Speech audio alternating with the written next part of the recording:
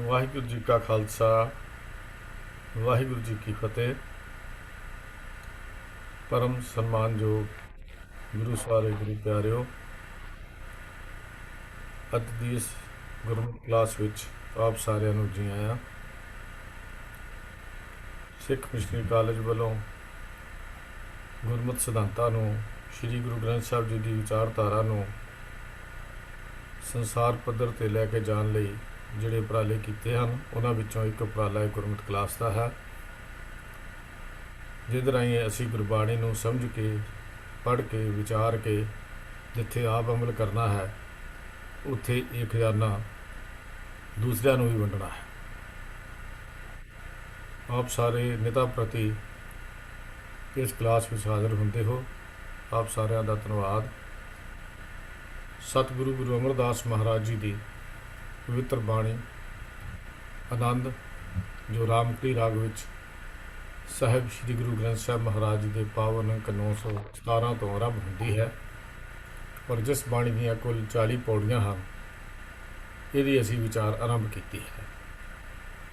ਪਿਛਲੇ ਹਫ਼ਤੇ 2 ਕਲਾਸਾਂ ਵਿੱਚ ਅਸੀਂ ਆਨੰਦ ਸਾਹਿਬ ਬਾਰੇ ਸੰਖੇਪ ਜਾਣਕਾਰੀ, ਆਨੰਦ ਕੀ ਹੈ, ਆਨੰਦ ਦੀ ਬਾਣੀ, ਸਤਿਗੁਰੂ ਜੀ ਨੇ ਦਾ ਨਾਂ ਆਨੰਦ ਕਿਉਂ ਰੱਖਿਆ, ਕੁਛ ਇਹ ਵਿਚਾਰਾਂ ਅਸੀਂ ਕਰ ਚੁੱਕੇ ਹਾਂ। ਇਸ ਤੋਂ ਬਾਅਦ 2 ਪੌੜੀਆਂ ਦੀ ਵਿਚਾਰ ਅਸੀਂ 3 ਪੌੜੀਆਂ ਦੀ ਵਿਚਾਰ ਅਸੀਂ ਪਹਿਲਾਂ ਕਰ ਚੁੱਕੇ ਹਾਂ। ਅੱਜ ਚੌਥੀ ਪੌੜੀ ਤੋਂ ਇਹ ਵਿਚਾਰ ਆਰੰਭ ਹੋਏਗੀ। ਇਹ ਵਿਚਾਰ ਵੀਰ ਪ੍ਰਭ ਕੀਰਤਨ ਸਿੰਘ ਜੀ, ਸਾਹਿਬਜ਼ਾਦਾ ਅਜੀਤ ਸਿੰਘ ਨਗਰ, ਮੋਹਾਲੀ, ਉਹ ਸਾਡੇ ਨਾਲ ਸਾਂਝੀ ਕਰ ਰਹੇ ਹਨ। ਮੈਂ ਉਹਨਾਂ ਨੂੰ ਬੇਨਤੀ ਕਰਦਾ ਹਾਂ ਕਿ ਅੱਜ ਦੀ ਇਹ ਵਿਚਾਰ ਆਰੰਭ ਕਰਨ। ਵੀਰ ਪ੍ਰਭ ਕੀਰਤਨ ਸਿੰਘ ਜੀ। ਵਾਹਿਗੁਰੂ ਜੀ ਕਾ ਖਾਲਸਾ, ਵਾਹਿਗੁਰੂ ਜੀ ਕੀ ਫਤਿਹ। ਵਾਹਿਗੁਰੂ ਜੀ ਇੱਕ ਓੰਕਾਰ, ਸਤਿਨਾਮ ਕਰਤਾ ਪੁਰਖ ਨਿਰਭਉ ਨਿਰਵੈਰ ਅਕਾਲ ਮੂਰਤ ਅਜੂਨੀ ਸੈਭੰ ਗੁਰ ਪ੍ਰਸਾਦ। ਵਾਹਿਗੁਰੂ ਜੀ ਕਾ ਖਾਲਸਾ, ਵਾਹਿਗੁਰੂ ਜੀ ਕੀ ਫਤਿਹ। ਗੁਰੂ ਪਿਆਰਿਓ, ਜਿਵੇਂ ਕਿ ਆਪ ਜੀ ਨੂੰ ਸਤਿਕਾਰਯੋਗ ਵੀਰ ਜੀ ਨੇ ਦੱਸਿਆ ਕਿ ਅੱਜ ਆਪਾਂ ਚੌਥੀ ਪੌੜੀ ਦੀ ਵਿਚਾਰ ਆਰੰਭ ਕਰਨੀ ਹੈ ਜੀ। ਆਓ ਸਭ ਤੋਂ ਪਹਿਲਾਂ ਚੌਥੀ ਪੌੜੀ ਆਨੰਦ ਸਾਹਿਬ ਦੀ, ਉਸ ਦਾ ਪਾਠ ਕਰ ਲਈਏ। ਸਾਚਾ ਨਾਮ ਮੇਰਾ ਆਧਾਰੋ, ਸਾਚ ਨਾਮ ਆਧਾਰ ਮੇਰਾ, ਜਿਨ ਭੁੱਖਾਂ ਸਭ ਗਵਾਈਆਂ, ਕਰ ਸ਼ਾਂਤ ਸੁਖ ਮਨ ਆਏ ਵਸਿਆ, ਜਿਨ ਇੱਛਾ ਸਭ ਪੁਜਾਈਆਂ, ਸਦਾ ਕੁਰਬਾਨ ਕੀਤਾ ਗੁਰੂ ਵਿਟੋਂ, ਜਿਸ ਦੀਆਂ ਇਹ ਵਡਿਆਈਆਂ, ਕਹੈ ਨਾਨਕ ਸੁਣੋ ਸੰਤੋ, ਸ਼ਬਦ ਧਰੋ ਪਿਆਰੋ, ਸਾਚਾ ਨਾਮ ਮੇਰਾ ਆਧਾਰੋ। ਆਓ ਸਭ ਤੋਂ ਪਹਿਲਾਂ ਇਸ ਪੌੜੀ ਦੇ ਜੋ ਅੱਖਰੀ ਅਰਥ ਹਨ, ਉਹ ਇੱਕ ਵਾਰੀ ਆਪਾਂ ਕਰ ਲਈਏ। ਸਾਚਾ ਨਾਮ ਭਾਵ ਉਸ ਪ੍ਰਭੂ ਦਾ ਸਾਚਾ ਭਾਵ ਸਦਾ ਥਿਰ ਰਹਿਣ ਵਾਲਾ ਨਾਮ। ਸਾਚਾ ਨਾਮ ਮੇਰਾ ਆਧਾਰੋ। ਆਧਾਰੋ ਦਾ ਮਤਲਬ ਹੁੰਦਾ ਹੈ ਆਸਰਾ, ਆਸਰਾ, ਸਹਾਰਾ। ਇਹਨੂੰ ਅਸੀਂ ਕੋਈ ਸ਼ਬਦ ਵੀ ਵਰਤ ਲਈਏ ਤਾਂ ਸਤਿਗੁਰੂ ਕਹਿ ਰਹੇ ਹਨ ਇਸ ਪੰਕਤੀ ਦੇ ਵਿੱਚ ਕਿ ਪ੍ਰਭੂ ਦੀ ਮਿਹਰ ਨਾਲ ਉਸ ਦਾ ਸਦਾ ਥਿਰ ਰਹਿਣ ਵਾਲਾ ਨਾਮ ਮੇਰੀ ਜ਼ਿੰਦਗੀ ਦਾ ਆਸਰਾ ਬਣ ਗਿਆ। ਉਹ ਪ੍ਰਭੂ ਸਦਾ ਥਿਰ ਹੈ, ਉਸ ਦਾ ਨਾਮ ਵੀ ਪ੍ਰਭੂ ਰੂਪ ਹੈ, ਅਤੇ ਪ੍ਰਭੂ ਵਾਂਗ ਹੀ ਉਸ ਦਾ ਨਾਮ ਵੀ ਸਦਾ ਸਥਿਰ ਹੈ। ਇਸੇ ਕਰਕੇ ਹੀ ਸਤਿਗੁਰੂ ਨਾਮ ਵਾਸਤੇ ਸਦਾ ਸਾਚਾ ਸ਼ਬਦ ਵਰਤਦੇ ਹਨ। ਤੋ ਸਤਿਗੁਰੂ ਕਹਿ ਰਹੇ ਹਨ ਕਿ ਉਸ ਪ੍ਰਭੂ ਦਾ ਸਦਾ ਸਥਿਰ ਰਹਿਣ ਵਾਲਾ ਨਾਮ ਮੇਰਾ ਆਸਰਾ ਬਣ ਗਿਆ, ਮੇਰੇ ਜੀਵਨ ਦਾ ਆਸਰਾ ਬਣ ਗਿਆ। ਕਿਉਂਕਿ ਇੱਥੇ ਆਸਰਾ ਆਧਾਰ ਦੀ ਜਦੋਂ ਗੱਲ ਕੀਤੀ ਜਾਂਦੀ ਹੈ, ਇਹ ਕੋਈ ਸਰੀਰਕ ਆਧਾਰ ਦੀ ਗੱਲ ਨਹੀਂ, ਸਮੁੱਚੇ ਜੀਵਨ ਦੀ ਇੱਥੇ ਗੱਲ ਕੀਤੀ ਜਾ ਰਹੀ ਹੈ। ਤੇ ਸਤਿਗੁਰੂ ਕਹਿ ਰਹੇ ਹਨ ਕਿ ਸਾਚ ਨਾਮ ਆਧਾਰ ਮੇਰਾ, ਜਿਨ ਭੁੱਖਾ ਸਭ ਗਵਾਈ। ਜਿਨ ਦਾ ਅਰਥ ਹੈ ਜਿਸ ਨੇ, ਤੇ ਭੁੱਖਾਂ ਦਾ ਅਰਥ ਹੈ ਲਾਲਚ। ਕਿਉਂਕਿ ਅਸੀਂ ਜ਼ਿੰਦਗੀ ਦੇ ਵਿੱਚ ਜਿਸ ਚੀਜ਼ ਦੇ ਵਾਸਤੇ ਵੀ ਸਾਡੇ ਮਨ ਦੇ ਵਿੱਚ ਬੜੀ ਤੀਬਰ ਇੱਛਾ ਹੁੰਦੀ ਹੈ ਉਹਨੂੰ ਪ੍ਰਾਪਤ ਕਰਨ ਦੀ, ਤਾਂ ਅਸੀਂ ਕਹਿੰਦੇ ਹਾਂ ਕਿ ਇਸ ਚੀਜ਼ ਦੀ ਮੇਰੇ ਮਨ ਦੇ ਵਿੱਚ ਭੁੱਖ ਹੈ। ਤਾਂ ਭੁੱਖ ਦਾ ਸ਼ਬਦ ਜੋ ਹੈ ਉਹ ਸਾਡੀਆਂ ਇੱਛਾਵਾਂ ਤੇ ਲਾਲਚ ਦੇ ਵਾਸਤੇ ਵਰਤਿਆ ਜਾਂਦਾ ਹੈ। ਸਤਿਗੁਰੂ ਕਹਿ ਰਹੇ ਹਨ ਕਿ ਸਾਚ ਨਾਮ ਆਧਾਰ ਮੇਰਾ, ਕਿ ਇਹ ਹਰੀ ਦਾ ਜੋ ਸਦਾ ਸਥਿਰ ਰਹਿਣ ਵਾਲਾ ਨਾਮ, ਜਿਹੜਾ ਪ੍ਰਭੂ ਦੀ ਕਿਰਪਾ ਦੇ ਨਾਲ, ਮਿਹਰ ਦੇ ਨਾਲ ਮੇਰੇ ਜੀਵਨ ਦਾ ਆਧਾਰ, ਆਸਰਾ, ਸਹਾਰਾ ਬਣ ਗਿਆ ਹੈ। ਇਸ ਹਰੀ ਨਾਮ ਨੇ, ਪ੍ਰਭੂ ਦੇ ਨਾਮ ਨੇ, ਜਿਨ ਭੁੱਖਾਂ ਸਭ ਗਵਾਈਆਂ, ਇਹ ਉਹ ਨਾਮ ਹੈ ਜਿਸ ਨੇ ਮੇਰੇ ਜੀਵਨ ਦੀਆਂ ਸਭ ਭੁੱਖਾਂ, ਸਭ ਲਾਲਚ, ਮੇਰੀਆਂ ਸਾਰੀਆਂ ਕਾਮਨਾਵਾਂ ਪੂਰੀਆਂ ਕਰ ਦਿੱਤੀਆਂ ਹਨ, ਖਤਮ ਕਰ ਦਿੱਤੀਆਂ ਹਨ। ਪੂਰੀਆਂ ਹੋ ਜਾਂਦੀਆਂ ਹਨ ਤੇ ਕਾਮਨਾਵਾਂ ਖਤਮ ਹੋ ਜਾਂਦੀਆਂ। ਜਦੋਂ ਕਿਸੇ ਕਾਮਨਾ ਦੀ ਤ੍ਰਿਪਤੀ ਹੋ ਜਾਂਦੀ ਹੈ ਤੇ ਫਿਰ ਅਸੀਂ ਉਸ ਚੀਜ਼ ਦੀ, ਸਾਡੇ ਮਨ ਦੇ ਵਿੱਚ ਭੁੱਖ ਖਤਮ ਹੋ ਜਾਂਦੀ ਹੈ।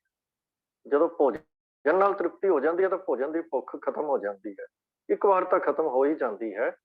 ਤਾਂ ਇੱਥੇ ਸਤਿਗੁਰੂ ਕਹਿ ਰਹੇ ਹਨ ਕਿ ਭੁੱਖਾਂ ਸਭ ਗਵਾਈਆਂ। ਤਾਂ ਸਭ ਦਾ ਅਰਥ ਹੈ ਸਾਰੀਆਂ।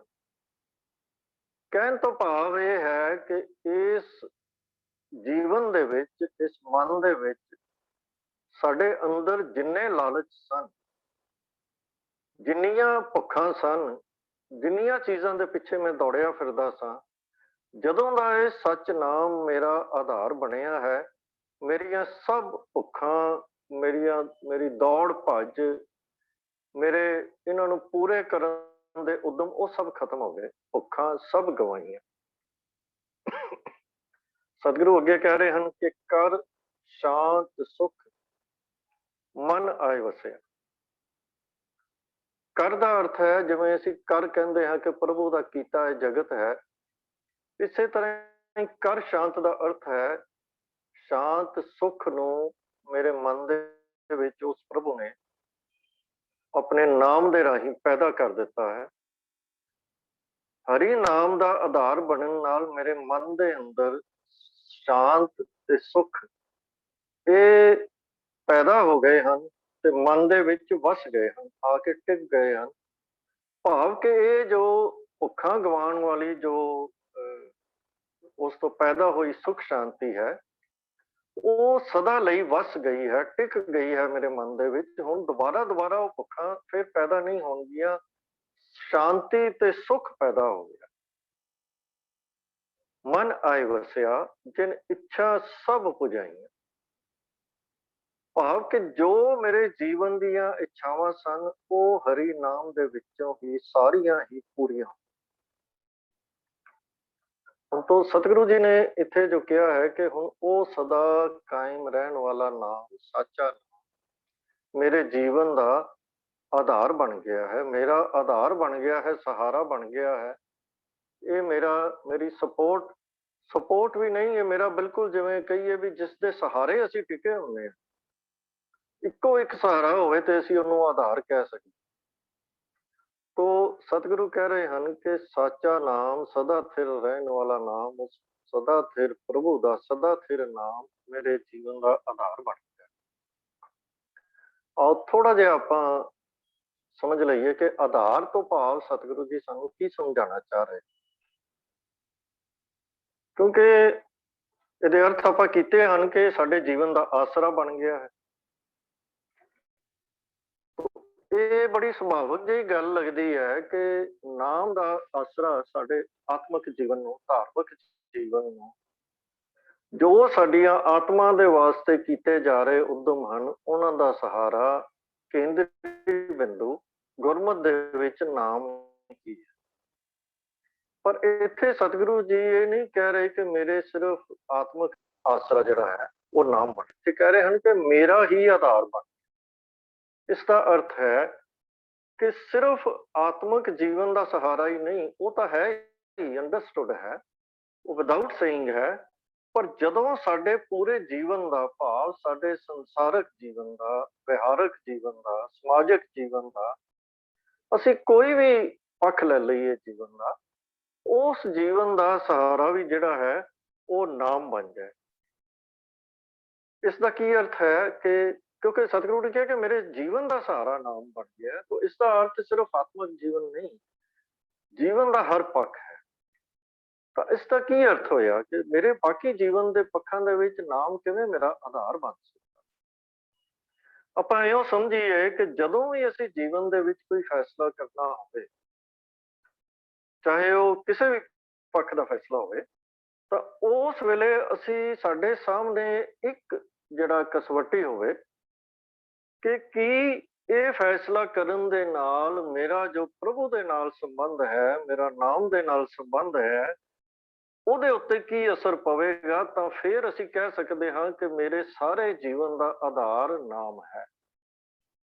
ਜੇ ਅਸੀਂ ਨਾਮ ਦਾ ਆਧਾਰ ਸਿਰਫ ਗੁਰਦੁਆਰੇ ਬੈਠ ਕੇ ਜਾਂ ਸਿਰਫ ਪਾਠ ਕਰਨ ਲੱਗੇ ਹਾਂ ਜਾਂ ਸਿਮਰਨ ਕਰਨ ਲੱਗੇ ਹਾਂ ਜਾਂ ਆਪਣੇ ਜੀਵਨ ਦਾ ਸਹਾਰਾ ਕੇਵਲ ਧਾਰਮਿਕ ਕੰਮ ਕਰਨ ਲੱਗਿਆਂ ਹੀ ਨਾਮ ਦੇ ਉੱਤੇ ਟੇਕ ਰੱਖਦੇ ਹਾਂ, ਤਾਂ ਫਿਰ ਇਹ ਸਾਡੇ ਜੀਵਨ ਦਾ ਸਹਾਰਾ ਨਹੀਂ। ਅਸੀਂ ਵੱਧ ਤੋਂ ਵੱਧ ਇਹ ਕਹਿ ਸਕਦੇ ਹਾਂ ਕਿ ਮੇਰੇ ਧਾਰਮਿਕ ਜੀਵਨ ਦਾ ਸਹਾਰਾ ਨਾਮ, ਮੇਰੇ ਆਤਮਿਕ ਜੀਵਨ ਦਾ ਸਹਾਰਾ ਨਾਮ। ਪਰ ਜਦੋਂ ਅਸੀਂ ਜੀਵਨ ਦਾ ਹਰ ਫੈਸਲਾ ਲੈਣ ਲੱਗੇ ਹਾਂ, ਜਦੋਂ ਅਸੀਂ ਜੀਵਨ ਦੇ ਹਰ ਫੈਸਲੇ ਦੇ ਵਿੱਚ ਇਹ ਸੋਚਦੇ ਹਾਂ ਕਿ ਕੀ ਇਹ ਕੰਮ ਕਰਨ ਦੇ ਨਾਲ ਮੇਰਾ ਨਾਮ ਦੇ ਨਾਲ ਜੋ ਸੰਬੰਧ ਜੁੜਿਆ ਹੈ, ਅਕਾਲ ਪੁਰਖ ਦੀ ਕਿਰਪਾ ਦੇ ਨਾਲ ਮੈਨੂੰ ਇਹ ਸਮੱਤ ਪ੍ਰਾਪਤ ਹੋਈ ਹੈ, ਮੈਂ ਗੁਰੂ ਦੀ ਸ਼ਰਨ ਪਿਆ ਹਾਂ, ਗੁਰੂ ਨੇ ਜੋ ਸਿੱਖਿਆ ਦਿੱਤੀ ਹੈ, ਮੇਰਾ ਪ੍ਰਭੂ ਦੇ ਨਾਮ ਦੇ ਨਾਲ ਜੋ ਸੰਬੰਧ ਜੁੜਿਆ ਹੈ, ਉਸ ਜੀਵਨ ਦੇ ਉੱਤੇ ਨਾਮ ਦੇ ਨਾਲ, ਉਸ ਜੀਵਨ ਦਾ ਮੇਰੇ ਨਾਮ ਦੇ ਨਾਲ ਸੰਬੰਧ ਉੱਤੇ ਕੀ ਅਸਰ ਪਏਗਾ। ਤਾਂ ਫਿਰ ਇਹ ਮੇਰੇ ਜੀਵਨ ਦਾ ਆਧਾਰ ਹੋ, ਫਿਰ ਇਹ ਸਿਰਫ ਧਾਰਮਿਕ ਜਾਂ ਅਧਿਆਤਮਿਕ ਜੀਵਨ ਦਾ ਆਧਾਰ ਨਹੀਂ ਹੈ, ਫਿਰ ਇਹ ਮੇਰੇ ਸਮੁੱਚੇ ਜੀਵਨ ਦਾ ਆਧਾਰ ਬਣ ਗਿਆ। ਤੇ ਜਦੋਂ ਕੋਈ ਮਨੁੱਖ ਆਪਣੇ ਜੀਵਨ ਦੇ ਬਾਕੀ ਨਿਰਣੇ ਕਰਨ ਲੱਗਿਆ ਇਸ ਚੀਜ਼ ਨੂੰ ਨਹੀਂ ਧਿਆਨ ਰੱਖਦਾ, ਤਾਂ ਉਹ ਜੀਵਨ ਵਿਗੜ ਜਾਂਦਾ। ਕਿਉਂਕਿ ਜੀਵਨ ਸਾਡਾ ਇੱਕ ਹੀ ਹੈ, ਅਸੀਂ ਇਹਨੂੰ ਵੱਖਰੇ ਵੱਖਰੇ ਕੰਪਾਰਟਮੈਂਟਸ ਦੇ ਵਿੱਚ ਨਹੀਂ ਰੱਖ ਸਕਦੇ। ਅਸੀਂ ਇਹ ਨਹੀਂ ਕਹਿ ਸਕਦੇ ਕਿ ਮੈਂ ਪ੍ਰੋਫੈਸ਼ਨਲ ਜੀਵਨ ਦੇ ਵਿੱਚ ਧੋਖਾ ਵੀ ਕਰ ਸਕਦਾ ਹਾਂ, ਲਾਲਚ ਵੀ ਕਰ ਸਕਦਾ ਹਾਂ, ਹੋਰ ਵੀ ਕੁਕਰਮ ਕਰ ਸਕਦਾ ਹਾਂ, ਤੇ ਉਹਨਾਂ ਦਾ ਅਸਰ ਮੇਰੇ ਸਿਰਫ ਪ੍ਰੋਫੈਸ਼ਨਲ ਜੀਵਨ ਦੇ ਉੱਤੇ ਹੋਏਗਾ, ਮੇਰੇ ਧਾਰਮਿਕ ਜੀਵਨ ਉੱਤੇ ਨਹੀਂ ਹੋਵੇਗਾ। ਇਹ ਗੱਲ ਮੁਮਕਿਨ ਨਹੀਂ ਹੈ।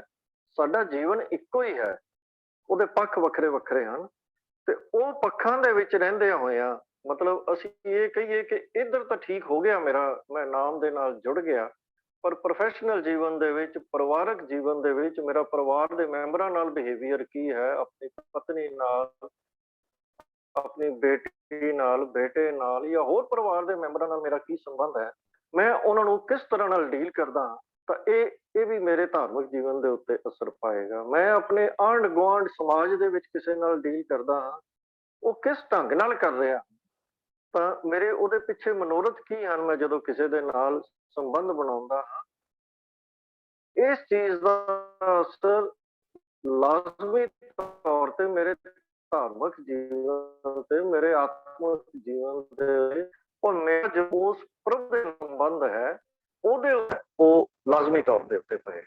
ਸਤਿਗੁਰੂ ਜੀ ਨੇ ਇੱਕ ਸ਼ਬਦ ਹੈ, ਵੀਰ ਜੀ ਕਾਈਂਡਲੀ ਇਹਨੂੰ ਡਿਸਪਲੇ ਕਰ ਦਿਓ, ਤੇਰਾ ਏਕ ਨਾਮ ਸਾਰੇ ਸੰਸਾਰ, ਮੈਂ ਇਹਾ ਆਸ ਇਹੋ ਆਧਾਰ।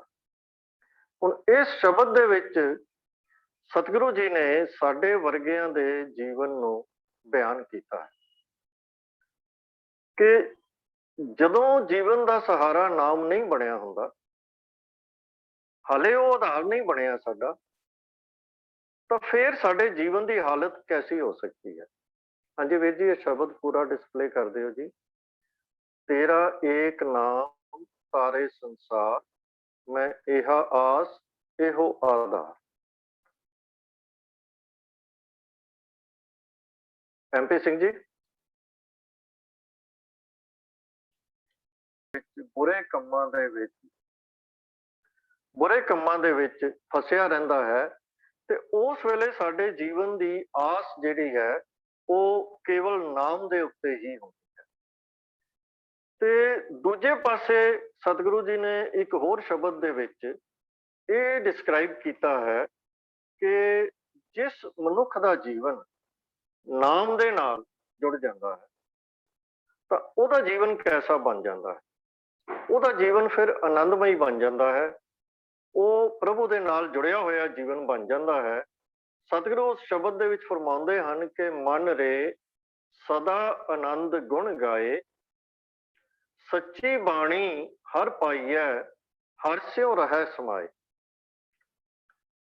ਕਿ ਫਿਰ ਸਤਿਗੁਰੂ ਕਹਿੰਦੇ ਹਨ ਕਿ ਤਿੰਨਾ ਆਨੰਦ ਸਦਾ ਸੁਖ ਹੈ ਜਿੰਨਾ ਸੱਚ ਨਾਮ ਆਧਾਰ। ਕਿ ਜਿਸ ਦਾ ਜੀਵਨ ਦਾ ਆਧਾਰ, ਉਹ ਸ਼ਬਦ ਆ ਗਿਆ, ਪਹਿਲਾਂ ਉਹਦੀ ਵਿਚਾਰ ਕਰ ਲਈਏ ਜੀ, ਸੌਰੀ ਮੈਂ ਰਿਪੀਟ ਕਰ ਰਿਹਾ। ਤਾਂ ਸਤਿਗੁਰੂ ਇਸ ਸ਼ਬਦ ਦੇ ਵਿੱਚ ਕਹਿੰਦੇ ਹਨ ਕਿ ਏਕ ਸਵਾਨ ਦੋਏ ਸਵਾਨੀ ਨਾਲ, ਭਲਕੇ ਭੌਂਕੈ ਸਦਾ ਬਿਆਲ, ਕੂੜ ਛੁਰਾ ਮੁੱਠਾ ਮੁਰਦਾਰ, ਧਾਨਕ ਰੂਪ ਰਹਾ ਕਰਤਾ।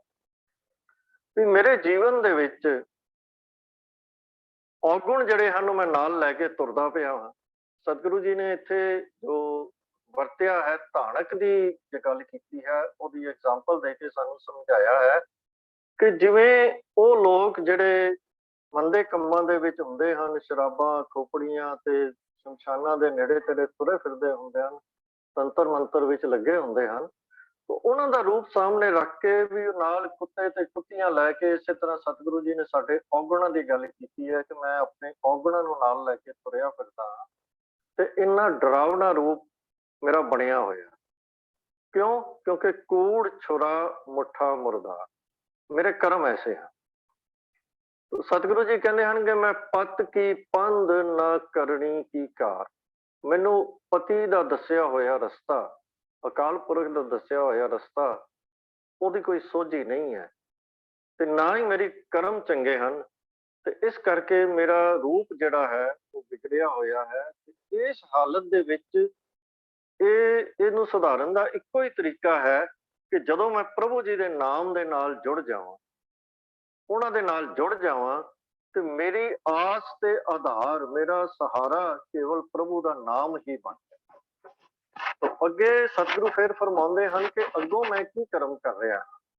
ਉਹ ਸਤਿਗੁਰੂ ਜੀ ਦੱਸ ਰਹੇ ਹਨ ਕਿ ਬਈ ਮੇਰਾ ਜੀਵਨ ਦਾ ਹਰ ਪੱਖ ਜਿਹੜਾ ਹੈ ਉਹ ਵਿਗੜਿਆ ਪਿਆ ਹੈ। ਹਾਂਜੀ ਅੱਗੇ ਜੀ। ਤੇ ਉਹ ਸਤਿਗੁਰੂ ਜੀ ਕਹਿੰਦੇ ਹਨ ਕਿ ਜਦੋਂ ਤੱਕ ਮੈਂ ਇਸ ਨਾਮ ਦੇ ਨਾਲ ਨਹੀਂ ਜੁੜਦਾ, ਉਦੋਂ ਤੱਕ ਮੇਰਾ ਜੀਵਨ ਨਹੀਂ ਸੁਧਰ ਸਕਦਾ, ਕਿਉਂਕਿ ਇਹ ਆਧਾਰ ਬਣਾਉਣ ਨਾਲ ਜੀਵਨ ਦਾ, ਤਾਂ ਹੀ ਮੇਰਾ ਜੀਵਨ ਜਿਹੜਾ ਹੈ ਉਹ ਸੁਧਰ ਸਕਦਾ ਹੈ। ਅੱਗੇ ਸਤਿਗੁਰੂ ਜੀ ਫਰਮਾਉਂਦੇ ਹਨ ਕਿ ਫਾਹੀ ਸੁਰਤ ਮਲੂਕੀ ਵੇਸ਼, ਔਂ ਠਗਵਾੜਾ ਠੱਗੀ ਦੇਸ਼, ਖਰਾ ਸਿਆਣਾ ਬਹੁਤਾ ਭਾਰ, ਧਾਨਕ ਰੂਪ ਰਹਾ ਕਰਤਾ। ਹੁਣ ਇਹ ਅਵਸਥਾ ਸਤਿਗੁਰੂ ਜੀ ਡਿਸਕ੍ਰਾਈਬ ਕਰ ਰਹੇ ਹਨ ਇੱਕ ਐਸੇ ਮਨੁੱਖ ਦੀ ਜਿਸ ਦਾ ਆਧਾਰ ਨਾਮ ਨਹੀਂ ਹੈ, ਆਧਾਰ ਪ੍ਰਭੂ ਦਾ ਰਸਤਾ ਨਹੀਂ ਹੈ। ਇਸੇ ਤਰ੍ਹਾਂ ਹੀ ਮੈਂ ਕੀਤਾ ਨਾ ਜਾਤਾ ਹਰਾਮ ਖੋਰ, ਹਉ ਕਿਆ ਮੋਹ ਦੇਸਾਂ ਦੁਸ਼ਟ ਚੋਰ, ਨਾਨਕ ਨੀਚ ਕਹਿ ਵਿਚਾਰ, ਧਾਨਕ ਰੂਪ ਰਹਾ ਕਰਤਾ। ਤੋ ਇਹਦੇ ਸਤਿਗੁਰੂ ਜੀ ਨੇ ਸਾਡੇ ਜੀਵਨ ਦਾ ਨਕਸ਼ਾ ਖਿੱਚਿਆ ਹੈ। ਜਦੋਂ ਅਸੀਂ ਨਾਮ ਨੂੰ ਆਪਣੇ ਸਮੁੱਚੇ ਜੀਵਨ ਦਾ ਆਧਾਰ ਨਹੀਂ ਬਣਾਇਆ, ਕਿਉਂਕਿ ਸਤਿਗੁਰੂ ਜੀ ਨੇ ਇੱਥੇ ਗੱਲ ਕੀਤੀ ਹੈ ਕਿ ਸਾਚਾ ਨਾਮ ਮੇਰਾ ਆਧਾਰੋ। ਇੱਕ ਹੋਰ ਸ਼ਬਦ ਹੈ ਜਿਹਦੇ ਸਤਿਗੁਰੂ ਜੀ ਨੇ ਬਿਲਕੁਲ ਉਹ ਅਵਸਥਾ ਦੱਸੀ ਹੈ ਸਾਨੂੰ, ਜਿਹਦੇ ਸਤਿਗੁਰੂ ਜੀ ਨੇ ਇਹ ਡਿਸਕ੍ਰਾਈਬ ਕੀਤਾ ਹੈ ਕਿ ਜਿਹੜੇ ਬੰਦੇ ਦੇ ਜੀਵਨ ਦਾ ਨਾਮ ਦਾ ਆਧਾਰ ਬਣ ਜਾਂਦਾ ਹੈ, ਉਹਦਾ ਜੀਵਨ ਕੈਸਾ ਹੋ ਜਾਂਦਾ ਹੈ। ਉਹ ਸ਼ਬਦ ਹੈ ਮਨ ਰੇ ਸਦਾ ਆਨੰਦ ਗੁਣ ਗਾਏ, ਸੱਚੀ ਬਾਣੀ ਹਰ ਪਾਈਐ ਹਰ ਸਿਉ ਰਹਿ ਸਮਾਏ। ਤੋ ਇੱਥੇ ਸਤਿਗੁਰੂ ਜੀ ਨੇ ਆਨੰਦ ਦੀ ਅਵਸਥਾ ਜਿਹੜੀ ਹੈ ਉਹਦਾ ਬਿਆਨ ਕੀਤਾ ਹੈ। ਇਹ ਸ਼ਬਦ ਵੀ ਸ੍ਰੀ ਰਾਗ ਵਿੱਚ ਤੀਜੇ ਪਾਤਸ਼ਾਹ ਦਾ ਹੀ ਹੈ ਸਤਿਗੁਰੂ ਕਹਿੰਦੇ ਹਨ ਕਿ ਤਿੰਨਾ ਆਨੰਦ ਸਦਾ ਸੁਖ ਹੈ, ਜਿਨ੍ਹਾਂ ਸੱਚ ਨਾਮ ਆਧਾਰ। ਜਦੋਂ ਜੀਵਨ ਦਾ ਆਧਾਰ ਨਾਮ ਬਣ ਗਿਆ ਤੇ ਫਿਰ ਜੀਵਨ ਦੇ ਵਿੱਚ ਆਨੰਦ ਤੇ ਸੁਖ ਜਿਹੜੇ ਹਨ ਉਹ ਵਸ ਗਏ। ਜਿਵੇਂ ਆਪਾਂ ਪੌੜੀ ਜਿਸ ਦੀ ਵਿਚਾਰ ਕਰ ਰਹੇ ਹਾਂ, ਉਹਦੇ ਵਿੱਚ ਵੀ ਸਤਿਗੁਰੂ ਫਰਮਾਉਂਦੇ ਹਨ ਕਿ ਕਰ ਸ਼ਾਂਤ ਸੁਖ ਮਨ ਆਏ ਵਸਿਆ। ਬਿਲਕੁਲ ਉਹੀ ਗੱਲ ਸਤਿਗੁਰੂ ਜੀ ਸਾਨੂੰ ਇੱਥੇ ਵੀ ਸਮਝਾ ਰਹੇ ਹਨ ਤੇ ਕਹਿ ਰਹੇ ਹਨ ਕਿ ਗੁਰ ਸ਼ਬਦੀ ਸੱਚ ਪਾਇਆ, ਦੁੱਖ ਨਿਵਾਰਨ ਹਾਰ, ਸਦਾ ਸਦਾ ਸਾਚੇ ਗੁਣ ਗਾਵੇਂ, ਸਾਚਾ ਨਾਏ ਪਿਆਰ, ਕਿਰਪਾ ਕਰਕੇ ਆਪਣੀ ਦਿੱਤੋਨ ਭਗਤ ਭੰਡਾਰ। ਹੁਣ ਜੇ ਸਾਡੇ ਜੀਵਨ ਦਾ ਆਧਾਰ ਜਿਹੜਾ ਹੈ ਉਹ ਇਹ ਬਣ ਜਾਵੇ ਕਿ ਮਨ ਰਹੇ ਸਦਾ ਆਨੰਦ ਗੁਣ ਗਾਏ, ਸੱਚੀ ਬਾਣੀ ਹਰ ਪਾਈਐ, ਹਰ ਸਿਉ ਰਹਿ ਸਮਾਏ। ਤਾਂ ਪੂਰੇ ਸ਼ਬਦ ਦੇ ਵਿੱਚ ਸਤਿਗੁਰੂ ਜੀ ਹੁਣ ਇਹੀ ਅਵਸਥਾ ਦਾ ਸਾਨੂੰ ਵਰਣਨ ਕਰ ਰਹੇ ਹਨ ਕਿ ਜਦੋਂ ਜੀਵਨ ਦਾ ਆਧਾਰ ਸਾਡਾ ਨਾਮ ਬਣ ਜਾਂਦਾ ਹੈ ਤਾਂ ਮਨ ਦੀ ਕੀ ਅਵਸਥਾ, ਸਾਡੇ ਜੀਵਨ ਦੀ ਕੀ ਅਵਸਥਾ ਹੋ ਜਾਂਦੀ। ਤੋ ਇਸ ਅਸਲ ਦੇ ਵਿੱਚ ਨਾਮ ਦੀ ਪ੍ਰਾਪਤੀ ਜਦੋਂ ਅਸੀਂ ਕਹਿੰਦੇ ਹਾਂ, ਨਾਮ ਦੀ ਗੱਲ ਕਰਦੇ ਹਾਂ, ਕਿਉਂਕਿ ਇਸ ਬਾਣੀ ਦੇ ਵਿੱਚ ਸਤਿਗੁਰੂ ਜੀ ਸ਼ੁਰੂ ਤੋਂ ਹੀ ਨਾਮ ਦੇ ਨਾਲ ਹੀ ਸਾਨੂੰ ਜੋੜਨ ਦਾ, ਆਨੰਦ ਬਾਣੀ ਦੇ ਵਿੱਚ ਨਾਮ ਦੇ ਨਾਲ ਹੀ ਜੋੜਨ ਦਾ ਸਤਿਗੁਰੂ ਸਾਨੂੰ ਸਿੱਖਿਆ ਦੇ ਰਹੇ ਹਨ ਕਿ ਨਾਮ ਦੀ ਪ੍ਰਾਪਤੀ ਹੀ ਅਸਲ ਦੇ ਵਿੱਚ ਉਦੋਂ ਹੈ ਕਿ ਜਦੋਂ ਸਾਡੇ ਜੀਵਨ ਦਾ ਹਰ ਪੱਖ ਉਹਦਾ ਕੇਂਦਰ ਨਾਮ ਬਣ ਜਾਏ। ਨਾਮ ਸਿਰਫ ਖਾਸ ਸਮੇਂ ਤੇ ਜਾਂ ਖਾਸ ਸਥਾਨ ਤੇ ਜਾਂ ਖਾਸ ਹਾਲਤ ਵਿੱਚ, ਖਾਸ ਸੰਗਤ ਵਿੱਚ, ਕੋਈ ਖਾਸ ਢੰਗ ਦੇ ਨਾਲ ਜਾਂ ਖਾਸ ਨਿਯਮਾਂ ਨਾਲ ਅਸੀਂ ਇਸ ਤਰ੍ਹਾਂ ਨਹੀਂ ਕਰ ਸਕਦੇ ਕਿ ਸਾਡੇ ਜੀਵਨ ਦੇ ਕੇਵਲ ਉਸੇ ਪੱਖ ਦੇ ਵਿੱਚ ਨਾਮ, ਕਿ ਜਦੋਂ ਮੈਂ ਇਹਨਾਂ ਹਾਲਾਤਾਂ ਦੇ ਵਿੱਚ ਜਾਣਾ ਹੈ ਤੇ ਉਦੋਂ ਮੈਂ ਨਾਮ ਨਾਲ ਜੁੜ ਜਾਣਾ ਹੈ, ਤੇ ਜਦੋਂ ਮੈਂ ਇਹਨਾਂ ਹਾਲਾਤਾਂ ਚੋਂ ਨਿਕਲਣਾ ਹੈ ਫਿਰ ਮੇਰਾ ਜੀਵਨ ਉਹੀ ਬਣ ਜਾਣਾ ਜਿਵੇਂ ਇੱਕ ਨਾਮ ਵਿਹੂਣੇ ਮਨੁੱਖ ਦਾ ਹੋਵੇਗਾ। ਇਹ ਨਹੀਂ ਹੋ ਸਕਦਾ। ਨਾਮ ਦਾ ਆਧਾਰ ਬਣਨ ਦਾ ਅਰਥ ਹੀ ਇਹ ਹੈ ਕਿ ਸਾਡੇ ਜੀਵਨ ਦਾ ਕੋਈ ਪੱਖ ਐਸਾ ਨਾ ਰਵੇ ਜਿਸ ਦਾ ਕੇਂਦਰ ਨਾਮ ਨਾ ਹੋਵੇ। ਫਿਰ ਜੀਵਨ ਦੀ ਹਰ ਪ੍ਰਾਪਤੀ ਜਿਹੜੀ ਹੈ ਉਹ ਨਾਮ ਦੇ ਰਾਹੀਂ ਹੁੰਦੀ ਹੈ। ਜਿਵੇਂ ਇਸ ਸ਼ਬਦ ਦੇ ਵਿੱਚ ਵੀ ਜੀ ਥੋੜਾ ਜਿਹਾ ਅੱਗੇ ਚੱਲੋ ਜੀ, ਸੱਚੀ ਭਗਤੀ ਮਨ ਲਾਲ ਥੀਆ, ਰਤਾ ਸਹਿਜ ਸੁਭਾਏ, ਗੁਰ ਸ਼ਬਦੀ ਮਨ ਮੋਇਆ, ਕਹਿਣਾ ਕਛੂ ਨਾ ਜਾਏ, ਜੇਵਾ ਰਤੀ ਸ਼ਬਦ ਸੱਚੈ, ਅੰਮ੍ਰਿਤ ਪੀਵੈ ਰਸ ਗੁਣ ਗਾਏ, ਗੁਰਮੁਖ ਇਹ ਰੰਗ ਪਾਈਐ, ਜਿਸਨੂੰ ਕਿਰਪਾ ਕਰੇ ਰਸਾਏ। ਅੱਗੇ ਸਤਿਗੁਰੂ ਫਰਮਾਉਂਦੇ ਹਨ ਕਿ ਇਹ ਸੰਸਾਰ ਹੈ ਸੁੱਤਿਆਂ ਰਹਿਣ ਵਿਹਾਏ, ਇੱਕ ਆਪਣੇ ਭਾਣਾ ਕੱਢ ਲੈਣ ਆਪੇ ਲਿਉਣ ਮਿਲਾਏ, ਆਪੇ ਹੀ ਆਪ ਮਨ ਵਸਿਆ, ਮਾਇਆ ਮੋਹ ਚੁਕਾਏ, ਆਪ ਵਡਾਈ ਦਿੱਤੀਆਂ ਗੁਰਮੁਖ ਦੇ ਬੁਝਾਏ। ਭਾਵ ਸਾਡੇ ਜੀਵਨ ਦੀ ਹਰ ਵਡਿਆਈ, ਹਰ ਚੀਜ਼ ਜੋ ਹੈ ਉਹ ਨਾਮ ਦੇ ਉੱਤੇ ਹੀ ਕੇਂਦਰਿਤ ਹੋਵੇ। ਇੱਕ ਹੋਰ ਸ਼ਬਦ ਦੇ ਵਿੱਚ ਸਤਿਗੁਰਾਂ ਨੇ ਸਾਨੂੰ ਇਸ ਗੱਲ ਨੂੰ ਹੋਰ ਵਿਸਥਾਰ ਦੇ ਨਾਲ ਸਮਝਾਇਆ ਹੈ। ਸਤਿਗੁਰੂ ਫਰਮਾ ਰਹੇ ਹਨ, ਨਾਏ ਤੇਰਾ ਧਰਣਾ, ਨਾਏ ਪਤ ਪੂਜ, ਨਾਉ ਤੇਰਾ ਗਹਿਣਾ ਮਤ ਮਕਸੂਦ, ਨਾਏ ਤੇਰਾ ਨਾਏ ਮੰਨੈ ਸਭ ਹੋਏ ਸਭ ਕੋਏ, ਵਿਣ ਨਾਵੈ ਪਤ ਕਬੋ ਨਾ ਹੋਏ। ਕਿ ਜੇ ਅਸੀਂ ਜਗਤ ਦੇ ਵਿੱਚ ਵੀ ਇੱਜ਼ਤ ਵੀ ਪ੍ਰਾਪਤ ਕਰਨੀ ਹੈ ਤੇ ਤਾਂ ਵੀ ਜਿਹੜਾ ਉਸ ਪਤੀ ਦੇ ਨਾਲ, ਨਾਏ ਦੇ ਨਾਲ ਹੀ ਜੁੜਨਾ ਪਏਗਾ, ਸਾਨੂੰ ਨਾਮ ਦੇ ਨਾਲ ਹੀ ਜੁੜਨਾ ਪਏਗਾ। ਨਾਮ ਹੀ ਸਾਡੇ ਸਮੁੱਚੇ ਜੀਵਨ ਦਾ ਗਹਿਣਾ ਹੈ। ਮੇਰੀ ਮੱਤ ਦਾ ਮਕਸਦ, ਮਤ ਮਕਸੂਦ, ਮੇਰੀ ਮੱਤ ਦਾ ਕੇਂਦਰ ਵੀ ਜਿਹੜਾ ਹੈ ਉਹ ਨਾਮ ਹੈ। ਨਾਮ ਦੇ ਨਾਲ ਹੀ ਜੁੜਿਆ ਤੇ ਨਾਮ ਦੇ ਨਾਲ ਹੀ ਜਦੋਂ ਅਸੀਂ ਜੁੜ ਜਾਂਦੇ ਹਾਂ ਤੇ ਸਾਰਾ ਜਗਤ ਸਾਨੂੰ ਮੰਨਦਾ ਹੈ, ਇੱਜ਼ਤ ਦਿੰਦਾ ਹੈ। ਵਿਣ ਨਾਮ ਹੈ ਪਤ ਕਬੋ ਨਾ ਹੋ। ਤਾਂ ਅਸੀਂ ਜਗਤ ਦੇ ਵਿੱਚ ਕੋਈ ਵੀ ਪ੍ਰਾਪਤੀ ਕਰਨੀ ਹੋਵੇ, ਸਾਡੇ ਜੀਵਨ ਦੇ ਵਿੱਚ ਕੋਈ ਵੀ ਲੋੜ ਹੋਵੇ, ਉਸ ਨੂੰ ਅਸੀਂ ਤਾਂ ਹੀ ਪ੍ਰਾਪਤ ਕਰ ਸਕਦੇ ਹਾਂ ਸਹੀ ਅਰਥਾਂ ਵਿੱਚ ਜਦੋਂ ਨਾਮ ਦੇ ਨਾਲ ਜੁੜ ਕੇ ਆਪਣੇ ਜੀਵਨ ਨੂੰ ਐਸਾ ਬਣਾਈਏ ਕਿ ਉਹ ਨਾਮ ਦੇ ਵਿੱਚ ਰੰਗਿਆ। ਸਤਿਗੁਰੂ ਅੱਗੇ ਫਰਮਾਉਂਦੇ ਹਨ ਕਿ ਸਦਾ ਕੁਰਬਾਨ ਕੀਤਾ ਗੁਰੂ ਵਿਟੋਂ, ਜਿਸ ਦੀਆਂ ਇਹ ਵਡਿਆਈਆਂ। ਉਹ ਨਾਮ ਦੀ ਪ੍ਰਾਪਤੀ ਸਤਿਗੁਰੂ ਕਹਿ ਰਹੇ ਹਨ ਕਿ ਉਹ ਗੁਰੂ ਦੀ ਮਿਹਰ ਨਾਲ ਹੀ ਹੋ।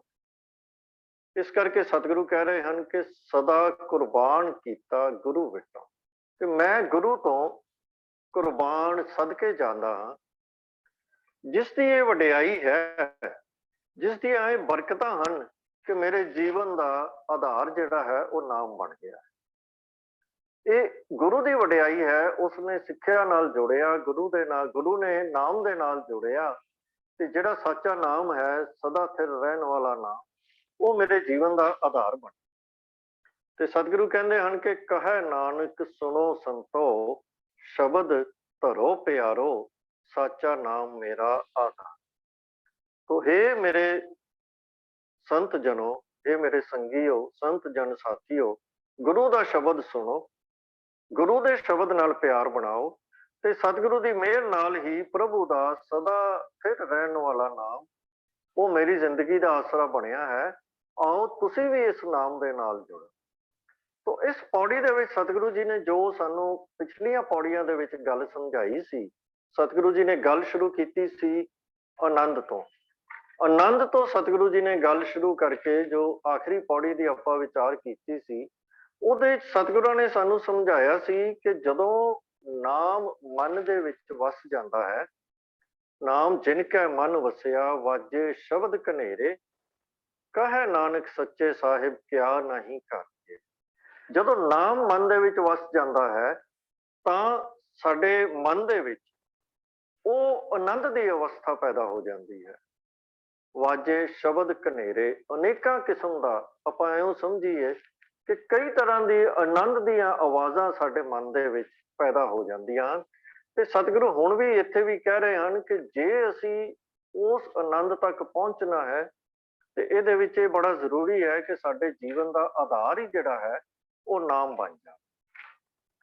ਤੇ ਅੱਗੇ ਸਤਿਗੁਰੂ ਜਿਹੜੀ ਪੌੜੀ ਹੈ, ਚੌਥੀ ਪੌੜੀ ਦੇ ਵਿੱਚ ਸਤਿਗੁਰੂ ਫਰਮਾ ਰਹੇ ਹਨ ਕਿ ਵਾਜੇ ਪੰਚ ਸ਼ਬਦ ਤਿਤ ਘਰ ਸੁਭਾਗੈ, ਘਰ ਸੁਭਾਗੈ ਸ਼ਬਦ ਵਾਜੇ, ਕਲਾ ਜਿਤ ਘਰ ਧਾਰਿਆ, ਪੰਚ ਦੂਤ ਤੁਧ ਵਸ ਕੀਤੇ, ਕਾਲ ਕੰਟਕ ਮਾਰਿਆ, ਧੁਰ ਕਰਮ ਪਾਇਆ ਤੁਧ ਜਿਨ ਕੋ, ਸੇ ਨਾਮ ਹਰਿ ਕੈ ਲਾਗੇ, ਕਹੈ ਨਾਨਕ ਤੈ ਸੁਖ ਹੋਆ, ਤਿਤ ਘਰ ਅਨਹਦ ਵਸ।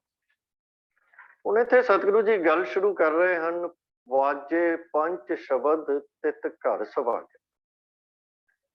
ਪੰਜ ਸ਼ਬਦ ਦਾ ਆਮ ਜੋ ਅਰਥ ਕੀਤਾ ਜਾਂਦਾ ਹੈ ਉਹ ਹੈ ਕਿ ਪੰਜ ਕਿਸਮ ਦੇ ਸਾਜ਼ਾਂ ਦੀਆਂ ਜਦੋਂ ਇਕੱਠੀ ਆਵਾਜ਼ ਪੈਦਾ ਹੁੰਦੀ ਹੈ, ਉਹਨੂੰ ਪੰਜ ਸ਼ਬਦ ਕਿਹਾ ਜਾਂਦਾ ਹੈ। ਇਹਦੀ ਵਿਆਖਿਆ ਆਪਾਂ ਥੋੜੀ ਜਿਹੀ ਹੋਰ ਅੱਗੇ ਜਾ ਕੇ ਇਹਦੇ ਬਾਰੇ ਗੱਲ ਕਰਾਂਗੇ।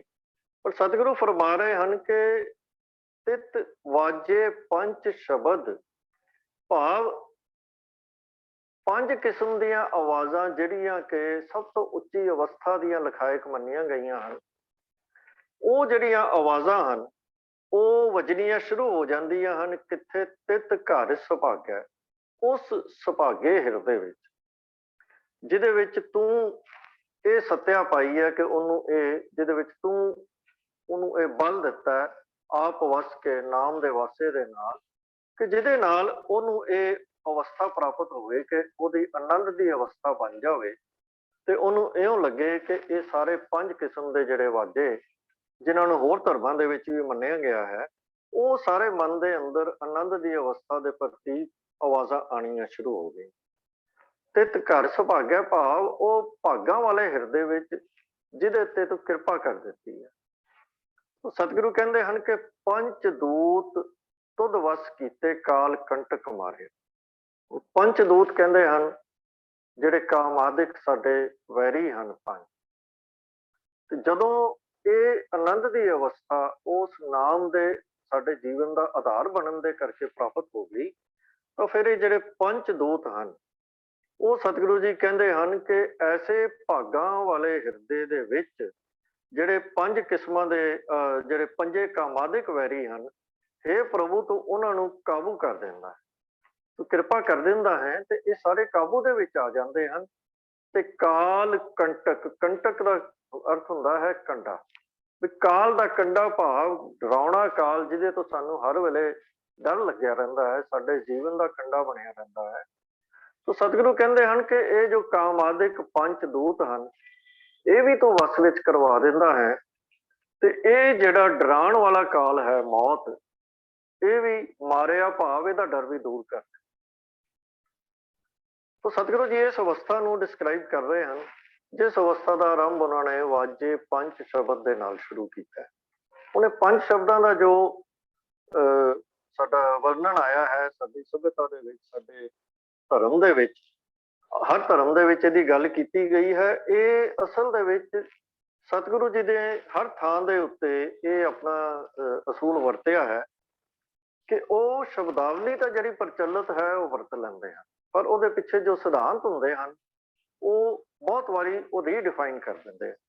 ਜਿਵੇਂ ਜਪਜੀ ਸਾਹਿਬ ਦੇ ਵਿੱਚ ਵੀ ਅਸੀਂ ਦੇਖਿਆ ਸੀ ਕਿ ਸਤਿਗੁਰੂ ਜੀ ਨੇ ਬਾਣੀ ਦੇ ਵਿੱਚ ਚਾਰੇ ਖਾਣੀਆਂ ਦਾ ਬਹੁਤ ਜ਼ਿਕਰ ਕੀਤਾ, ਤੇ ਜਦੋਂ ਕਹਿੰਦੇ ਹਨ ਕਿ ਚਾਰੇ ਖਾਣੀਆਂ ਤੇਰੇ ਗੁਣ ਗਾ ਰਹੇ ਹਨ, ਤੇ ਲੇਕਿਨ ਜਦੋਂ ਜਪਜੀ ਸਾਹਿਬ ਦੇ ਵਿੱਚ ਅਸੀਂ ਇਹਦਾ ਸਿਧਾਂਤ ਸਤਿਗੁਰੂ ਜੀ ਨੇ ਆਪਣੇ ਸਾਹਮਣੇ ਰੱਖਿਆ, ਉਹਦੇ ਸਤਿਗੁਰੂ ਜੀ ਨੇ ਇਹਨੂੰ ਚਾਰ ਨਹੀਂ ਕਿਹਾ, ਚੇਤੀਆਂ ਖਾਣੀ ਚੇਤੀਆਂ ਬਾਣੀ ਕਹਿ ਦਿੱਤਾ ਕਿ ਅਨੇਕਾਂ ਖਾਣੀਆਂ, ਬੇਅੰਤ ਅਣਗਿਣਤ, ਜਿਨ੍ਹਾਂ ਦੀ ਗਿਣਤੀ ਨਹੀਂ ਗਿਣੀ ਜਾ ਸਕਦੀ ਖਾਣੀਆਂ। ਤੋ ਚਾਰ ਖਾਣੀਆਂ ਸਾਡਾ ਸਿਧਾਂਤ ਨਹੀਂ ਹੈ, ਇਹ ਸਤਿਗੁਰੂ ਜੀ ਕੇਵਲ ਇੱਕ ਸ਼ਬਦਾਵਲੀ ਦੇ ਤੌਰ ਤੇ ਵਰਤਦੇ ਹਨ ਕਿ ਚਾਰ ਖਾਣੀਆਂ ਮੰਨੀਆਂ ਗਈਆਂ ਹਨ। ਤਾਂ ਜਦੋਂ ਉਹਨਾਂ ਨੇ ਸਾਰੀ ਸ੍ਰਿਸ਼ਟੀ ਦੀ, ਸਾਰੇ ਜੀਵਾਂ ਦੀ ਗੱਲ ਕਰਨੀ ਹੁੰਦੀ ਹੈ ਤਾਂ ਉਹ ਚਾਰ ਖਾਣੀਆਂ ਦਾ ਵਰਣਨ ਕਰ ਦਿੰਦੇ ਹਨ, ਉਹ ਸ਼ਬਦ ਵਰਤ ਲੈਂਦੇ ਹਨ। ਇਸੇ ਤਰ੍ਹਾਂ ਹੀ ਇਹ ਜੋ ਪੰਜ ਸ਼ਬਦ ਹਨ, ਅਸਲ ਵਿੱਚ ਇੱਥੇ ਵੀ ਕੋਈ ਯੋਗ ਦੇ ਪੰਜ ਨਾਦ ਨਹੀਂ, ਨਾ ਹੀ ਇਹ ਸੰਗੀਤ ਦੇ ਵਿੱਚ ਮੰਨੇ ਜਾਂਦੇ ਜੋ ਪੰਜ ਕਿਸਮ ਦੇ ਸਾਜ਼ ਹਨ ਉਹਨਾਂ ਦੀਆਂ ਸੁਰਾਂ ਵੀ ਨਹੀਂ, ਤੇ ਨਾ ਹੀ ਇਹ ਯੋਗ ਮਤ ਦੀਆਂ ਸਮਾਧੀਆਂ ਦੇ ਵਿੱਚ ਪੈਦਾ ਹੋਣ ਵਾਲੀ ਜਿਹੜੀਆਂ ਆਵਾਜ਼ਾਂ ਹਨ ਉਹਦੇ ਨਾਲ ਇਹਦਾ ਕੋਈ ਸੰਬੰਧ। ਤੋ ਇਹ ਅਸਲ ਦੇ ਵਿੱਚ ਤਾਂ ਗੁਰਮਤ ਦਾ ਸਿਧਾਂਤ ਇੱਥੇ ਸਤਿਗੁਰੂ ਸਾਨੂੰ ਦ੍ਰਿੜ ਕਰਾ ਰਹੇ ਹਨ। ਜਿਵੇਂ ਯੋਗ ਮਤ ਵਿੱਚ ਜਾਂ ਹੋਰ ਮਤਾਂ ਦੇ ਵਿੱਚ ਇਹਨਾਂ ਸ਼ਬਦਾਂ ਦੀ ਵਰਤੋਂ ਕੀਤੀ ਜਾਂਦੀ ਹੈ ਇੱਕ ਖਾਸ ਉੱਚੀ ਅਵਸਥਾ ਨੂੰ ਡਿਸਕ੍ਰਾਈਬ ਕਰਨ ਲਈ, ਭਾਵੇਂ ਉਹ ਅਵਸਥਾ ਸਾਡੇ ਮਤ ਦੇ ਵਿੱਚ ਉਹਦੇ ਬਾਰੇ ਕੁਝ ਵੀ ਕਿਹਾ ਜਾਵੇ, ਪਰ ਉਹਨਾਂ ਦੇ ਮਤ ਦੇ ਵਿੱਚ ਉਹ ਇੱਕ ਉੱਚੀ ਅਵਸਥਾ ਗਿਣੀ ਜਾਂਦੀ ਹੈ। ਤੋ ਸਤਿਗੁਰੂ ਜੀ ਨੇ ਇੱਥੇ ਗੁਰਮਤ ਦੇ ਵਿੱਚ ਜਿਹੜੀ ਉੱਚੀ ਅਵਸਥਾ ਮਨ ਦੀ ਬਣ ਜਾਂਦੀ ਹੈ ਉਹਦਾ ਵਰਣਨ ਕਰਨ ਲਈ ਸਤਿਗੁਰਾਂ ਨੇ ਇਹ ਸ਼ਬਦ ਵਰਤੇ। ਇਹ ਅਵਸਥਾ ਹੈ ਜਿਹਦਾ ਸ਼ੁਰੂ ਤੋਂ ਜ਼ਿਕਰ ਚੱਲ ਰਿਹਾ ਹੈ, ਆਨੰਦ ਦੀ ਅਵਸਥਾ, ਸਹਿਜ ਦੀ, ਅਡੋਲਤਾ ਦੀ ਅਵਸਥਾ।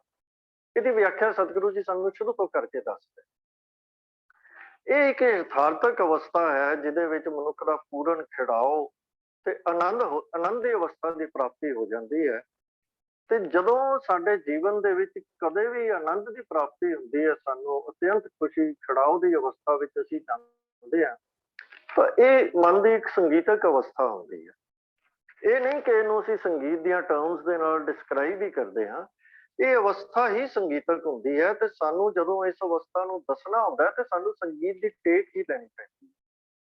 ਸੋ ਇਹ ਉਸ ਉੱਚੀ ਆਨੰਦਮਈ ਸੰਗੀਤਮਈ ਅਵਸਥਾ ਦਾ ਜ਼ਿਕਰ ਹੈ ਜੋ ਇੱਕ ਗੁਰਸਿੱਖ ਗੁਰੂ ਦੀ ਸਿੱਖਿਆ ਤੇ ਚੱਲ ਕੇ ਪ੍ਰਾਪਤ ਹੁੰਦੀ ਹੈ। ਜਦੋਂ ਉਸ ਦਾ ਹਿਰਦਾ ਪ੍ਰਭੂ ਨਾਲ ਜੁੜ ਜਾਂਦਾ ਹੈ ਤੇ ਪ੍ਰਭੂ ਉਹਦੇ ਹਿਰਦੇ ਵਿੱਚ ਨਿਵਾਸ ਕਰ ਲੈਂਦਾ ਹੈ, ਉਦੋਂ ਫਿਰ ਸਮੁੱਚਾ ਜੀਵਨ ਜਿਹੜਾ ਹੈ ਉਹ ਹਜ਼ੂਰੀ ਦਾ ਜੀਵਨ ਬਣ ਜਾਂਦਾ ਹੈ।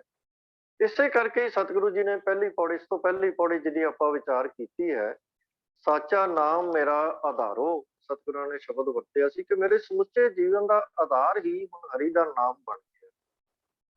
ਪਰ ਇੱਥੇ ਇੱਕ ਭੁਲੇਖੇ ਤੋਂ ਬਚਣ ਦੀ ਲੋੜ ਹੈ ਕਿ ਇੱਕ ਖਾਸ ਅਵਸਥਾ ਸਮਾਧੀ ਦੇ ਵਿੱਚ ਜਾਂ ਕਿਸੇ ਖਾਸ ਹਾਲਾਤ ਦੇ ਵਿੱਚ ਪ੍ਰਾਪਤ ਹੋਣ ਵਾਲੀ ਆਨੰਦੀ ਅਵਸਥਾ ਦਾ ਸਤਿਗੁਰੂ ਜੀ ਇੱਥੇ ਜ਼ਿਕਰ ਨਹੀਂ ਕਰਦੇ, ਕਿਉਂਕਿ ਸਤਿਗੁਰੂ ਜੀ ਨੇ ਇੱਥੇ ਜ਼ਿਕਰ ਕੀਤਾ ਪੰਚ ਦੂਤ ਤੁਧ ਵਸ ਕੀਤੇ। ਪੰਚ ਦੂਤ ਵਸ ਦੇ ਵਿੱਚ ਹੋਣ ਹੋ ਜਾਣ ਵਾਲੀ ਅਵਸਥਾ ਹੈ, ਜਦੋਂ ਮੌਤ ਦਾ ਡਰ, ਕਾਲ ਕੰਟਕ ਮਾਰਿਆ ਦੀ ਅਵਸਥਾ ਹੈ। ਇਹ ਉਸ ਅਵਸਥਾ ਦੀ ਗੱਲ ਹੈ। ਇਹ ਲਗਾਤਾਰ ਇੱਕ ਅਵਸਥਾ ਹੈ ਜਿਹਦੇ ਵਿੱਚ ਆਨੰਦ ਦੇ ਪੰਜ ਸ਼ਬਦ ਦੀ ਅਵਸਥਾ ਸਤਿਗੁਰਾਂ ਨੇ ਕਿਹਾ। ਇਹਦੇ ਵਿੱਚ ਕੋਈ ਹੱਦ ਬੰਨਾ ਨਹੀਂ ਹੈ ਸੰਗੀਤ ਦਾ ਕਿ ਅਸੀਂ ਇਹ ਪੰਜ ਨਾਲ ਹੀ ਜਾਂ ਕਿਸੇ ਹੋਰ ਚੀਜ਼ ਨਾਲ ਅਸੀਂ ਕਰੀਏ। ਇਹ ਇੱਕ ਗੁਰਮੁਖ ਦੇ ਜੀਵਨ ਦੇ ਵਿੱਚ ਜਿਹੜਾ ਆਨੰਦ ਆ ਜਾਂਦਾ ਹੈ, ਇਹ ਉਸ ਅਵਸਥਾ ਦਾ ਜ਼ਿਕਰ ਹੈ। ਇੱਕ ਗੁਰਮੁਖ ਪਿਆਰੇ ਭਾਈ ਰਣਧੀਰ ਸਿੰਘ ਜੀ ਇੱਕ ਜਗ੍ਹਾ ਤੇ ਕਹਿੰਦੇ ਹਨ ਕਿ ਪੰਜ ਸ਼ਬਦ ਦਾ ਸੰਬੰਧ ਪੰਜ ਨਾਲ ਜੋੜਨਾ ਗੁਰਮਤ ਦੇ ਵਿੱਚ ਠੀਕ ਨਹੀਂ ਹੈ। ਇਹ ਪੰਜ ਸ਼ਬਦ ਦੀ ਉਹਨਾਂ ਨੇ ਜੋ ਵਿਆਖਿਆ ਕੀਤੀ ਹੈ, ਉਹ ਕਹਿੰਦੇ ਹਨ ਕਿ ਇਹਦਾ ਅਰਥ ਹੈ ਸ੍ਰੇਸ਼ਟ ਸ਼ਬਦ, ਭਾਵ ਅਲੌਕਿਕ ਕੀਰਤਨ, ਗੁਰਬਾਣੀ ਤੇ ਹਰੀ ਨਾਮ, ਭਾਵ ਨਾਮ ਬਾਣੀ ਦੀ ਜੋ ਆਵਾਜ਼ ਹੈ ਉਹ ਪੰਜ ਸ਼ਬਦ। ਜਿਵੇਂ ਜਪਜੀ ਸਾਹਿਬ ਦੇ ਵਿੱਚ ਅਸੀਂ ਪੰਜ ਪ੍ਰਵਾਨ, ਪੰਜ ਪ੍ਰਧਾਨ ਵਾਲੀ ਪੌੜੀ ਵਿੱਚ ਪੰਜ ਸ਼ਬਦ ਦੀ ਜੋ ਵਿਆਖਿਆ ਕਰਦੇ ਹਨ, ਉਹ ਕਹਿੰਦੇ ਹਨ ਇੱਥੇ ਪੰਜ ਸ਼ਬਦ ਦਾ ਅਰਥ ਉਹੀ ਹੈ ਕਿ ਪੰਜ ਸ਼ਬਦ ਭਾਵ ਸ੍ਰੇਸ਼ਟ ਸ਼ਬਦ, ਜਿਸ ਦਾ ਅਰਥ ਹੈ ਨਾਮ ਤੇ ਬਾਣੀ। ਜਦੋਂ ਨਾਮ ਤੇ ਬਾਣੀ ਸਾਡੇ ਹਿਰਦੇ ਦੇ ਵਿੱਚ ਵਜਣੀ ਸ਼ੁਰੂ ਹੋ ਜਾਂਦੀ ਹੈ, ਲਗਾਤਾਰ ਇਹਦੀ ਗੂੰਜ ਪੈਦਾ ਹੋਣੀ ਸ਼ੁਰੂ ਹੋ ਜਾਂਦੀ ਹੈ, ਉਹ ਹਿਰਦਾ ਸੁਭਾਗਾ ਹੈ। ਤੇ ਉਸ ਦਾ ਜ਼ਿਕਰ ਸਤਿਗੁਰੂ ਜੀ ਇੱਥੇ ਉਹ ਕਰ ਰਹੇ ਹਨ, ਭਾਵ ਕਿ ਜਿਹੜੇ ਗੁਰਮੁਖ ਦਾ ਨਾਮ ਬਾਣੀ ਨਾਲ ਜੁੜ ਕੇ ਪ੍ਰਭੂ ਨਾਲ ਇੱਕਮਿਕ ਹੋਇਆ, ਨਾਮ ਨਾਲ ਇੱਕਮਿਕ ਹੋਇਆ, ਬਾਣੀ ਨਾਲ ਇੱਕਮਿਕ ਹੋਇਆ ਜੋ ਜੀਵਨ ਹੈ, ਇੱਥੇ ਉਸ ਜੀਵਨ ਦੀ ਗੱਲ ਹੈ। ਮਤਲਬ ਅਸੀਂ ਇਹਨੂੰ ਕਿਤੇ ਯੋਗ ਦੇ 5 ਸ਼ਬਦਾਂ ਦੇ ਨਾਲ ਜਾਂ ਹੋਰ ਮਤਾਂ ਦੀ ਇਹੋ ਜਿਹੇ ਸੰਬੰਧ, ਕਿਉਂਕਿ ਸਿਰਫ ਸ਼ਬਦਾਵਲੀ ਸਾਨੂੰ ਸਮਝਣਾ ਚਾਹੀਦਾ ਹੈ ਕਿ ਸਤਿਗੁਰਾਂ ਨੇ ਮੁਹਾਵਰਾ ਵਰਤਿਆ ਹੈ, ਇੱਥੇ ਕੋਈ ਭੁਲੇਖਾ ਨਹੀਂ ਸਾਨੂੰ ਪੈਣਾ ਚਾਹੀਦਾ।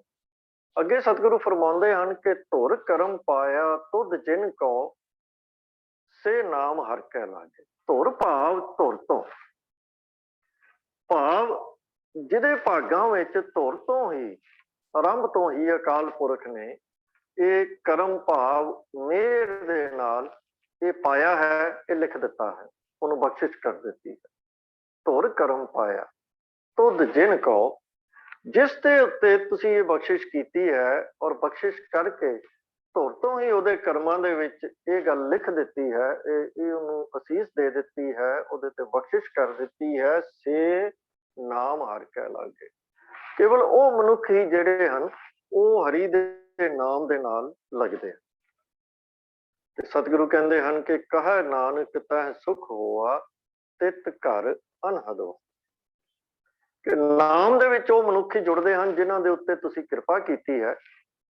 ਅਤੇ ਸਤਿਗੁਰੂ ਕਹਿੰਦੇ ਹਨ ਕਿ ਨਾਨਕ ਆਖਦਾ ਹੈ ਉਸ ਹਿਰਦੇ ਘਰ ਵਿੱਚ ਸੁਖ ਪੈਦਾ ਹੁੰਦਾ, ਤਾਂ ਸੁਖ ਹੋਆ ਆਨੰਦ ਪੈਦਾ ਹੁੰਦਾ ਹੈ। ਭਾਵ ਉਸ ਹਿਰਦੇ ਵਿੱਚ ਇਉਂ ਸਮਝੋ ਕਿ ਉਸ ਦੇ ਅੰਦਰ ਇੱਕ ਰਸ ਅਨਹਦ ਵਾਜੇ ਵੱਜਦੇ।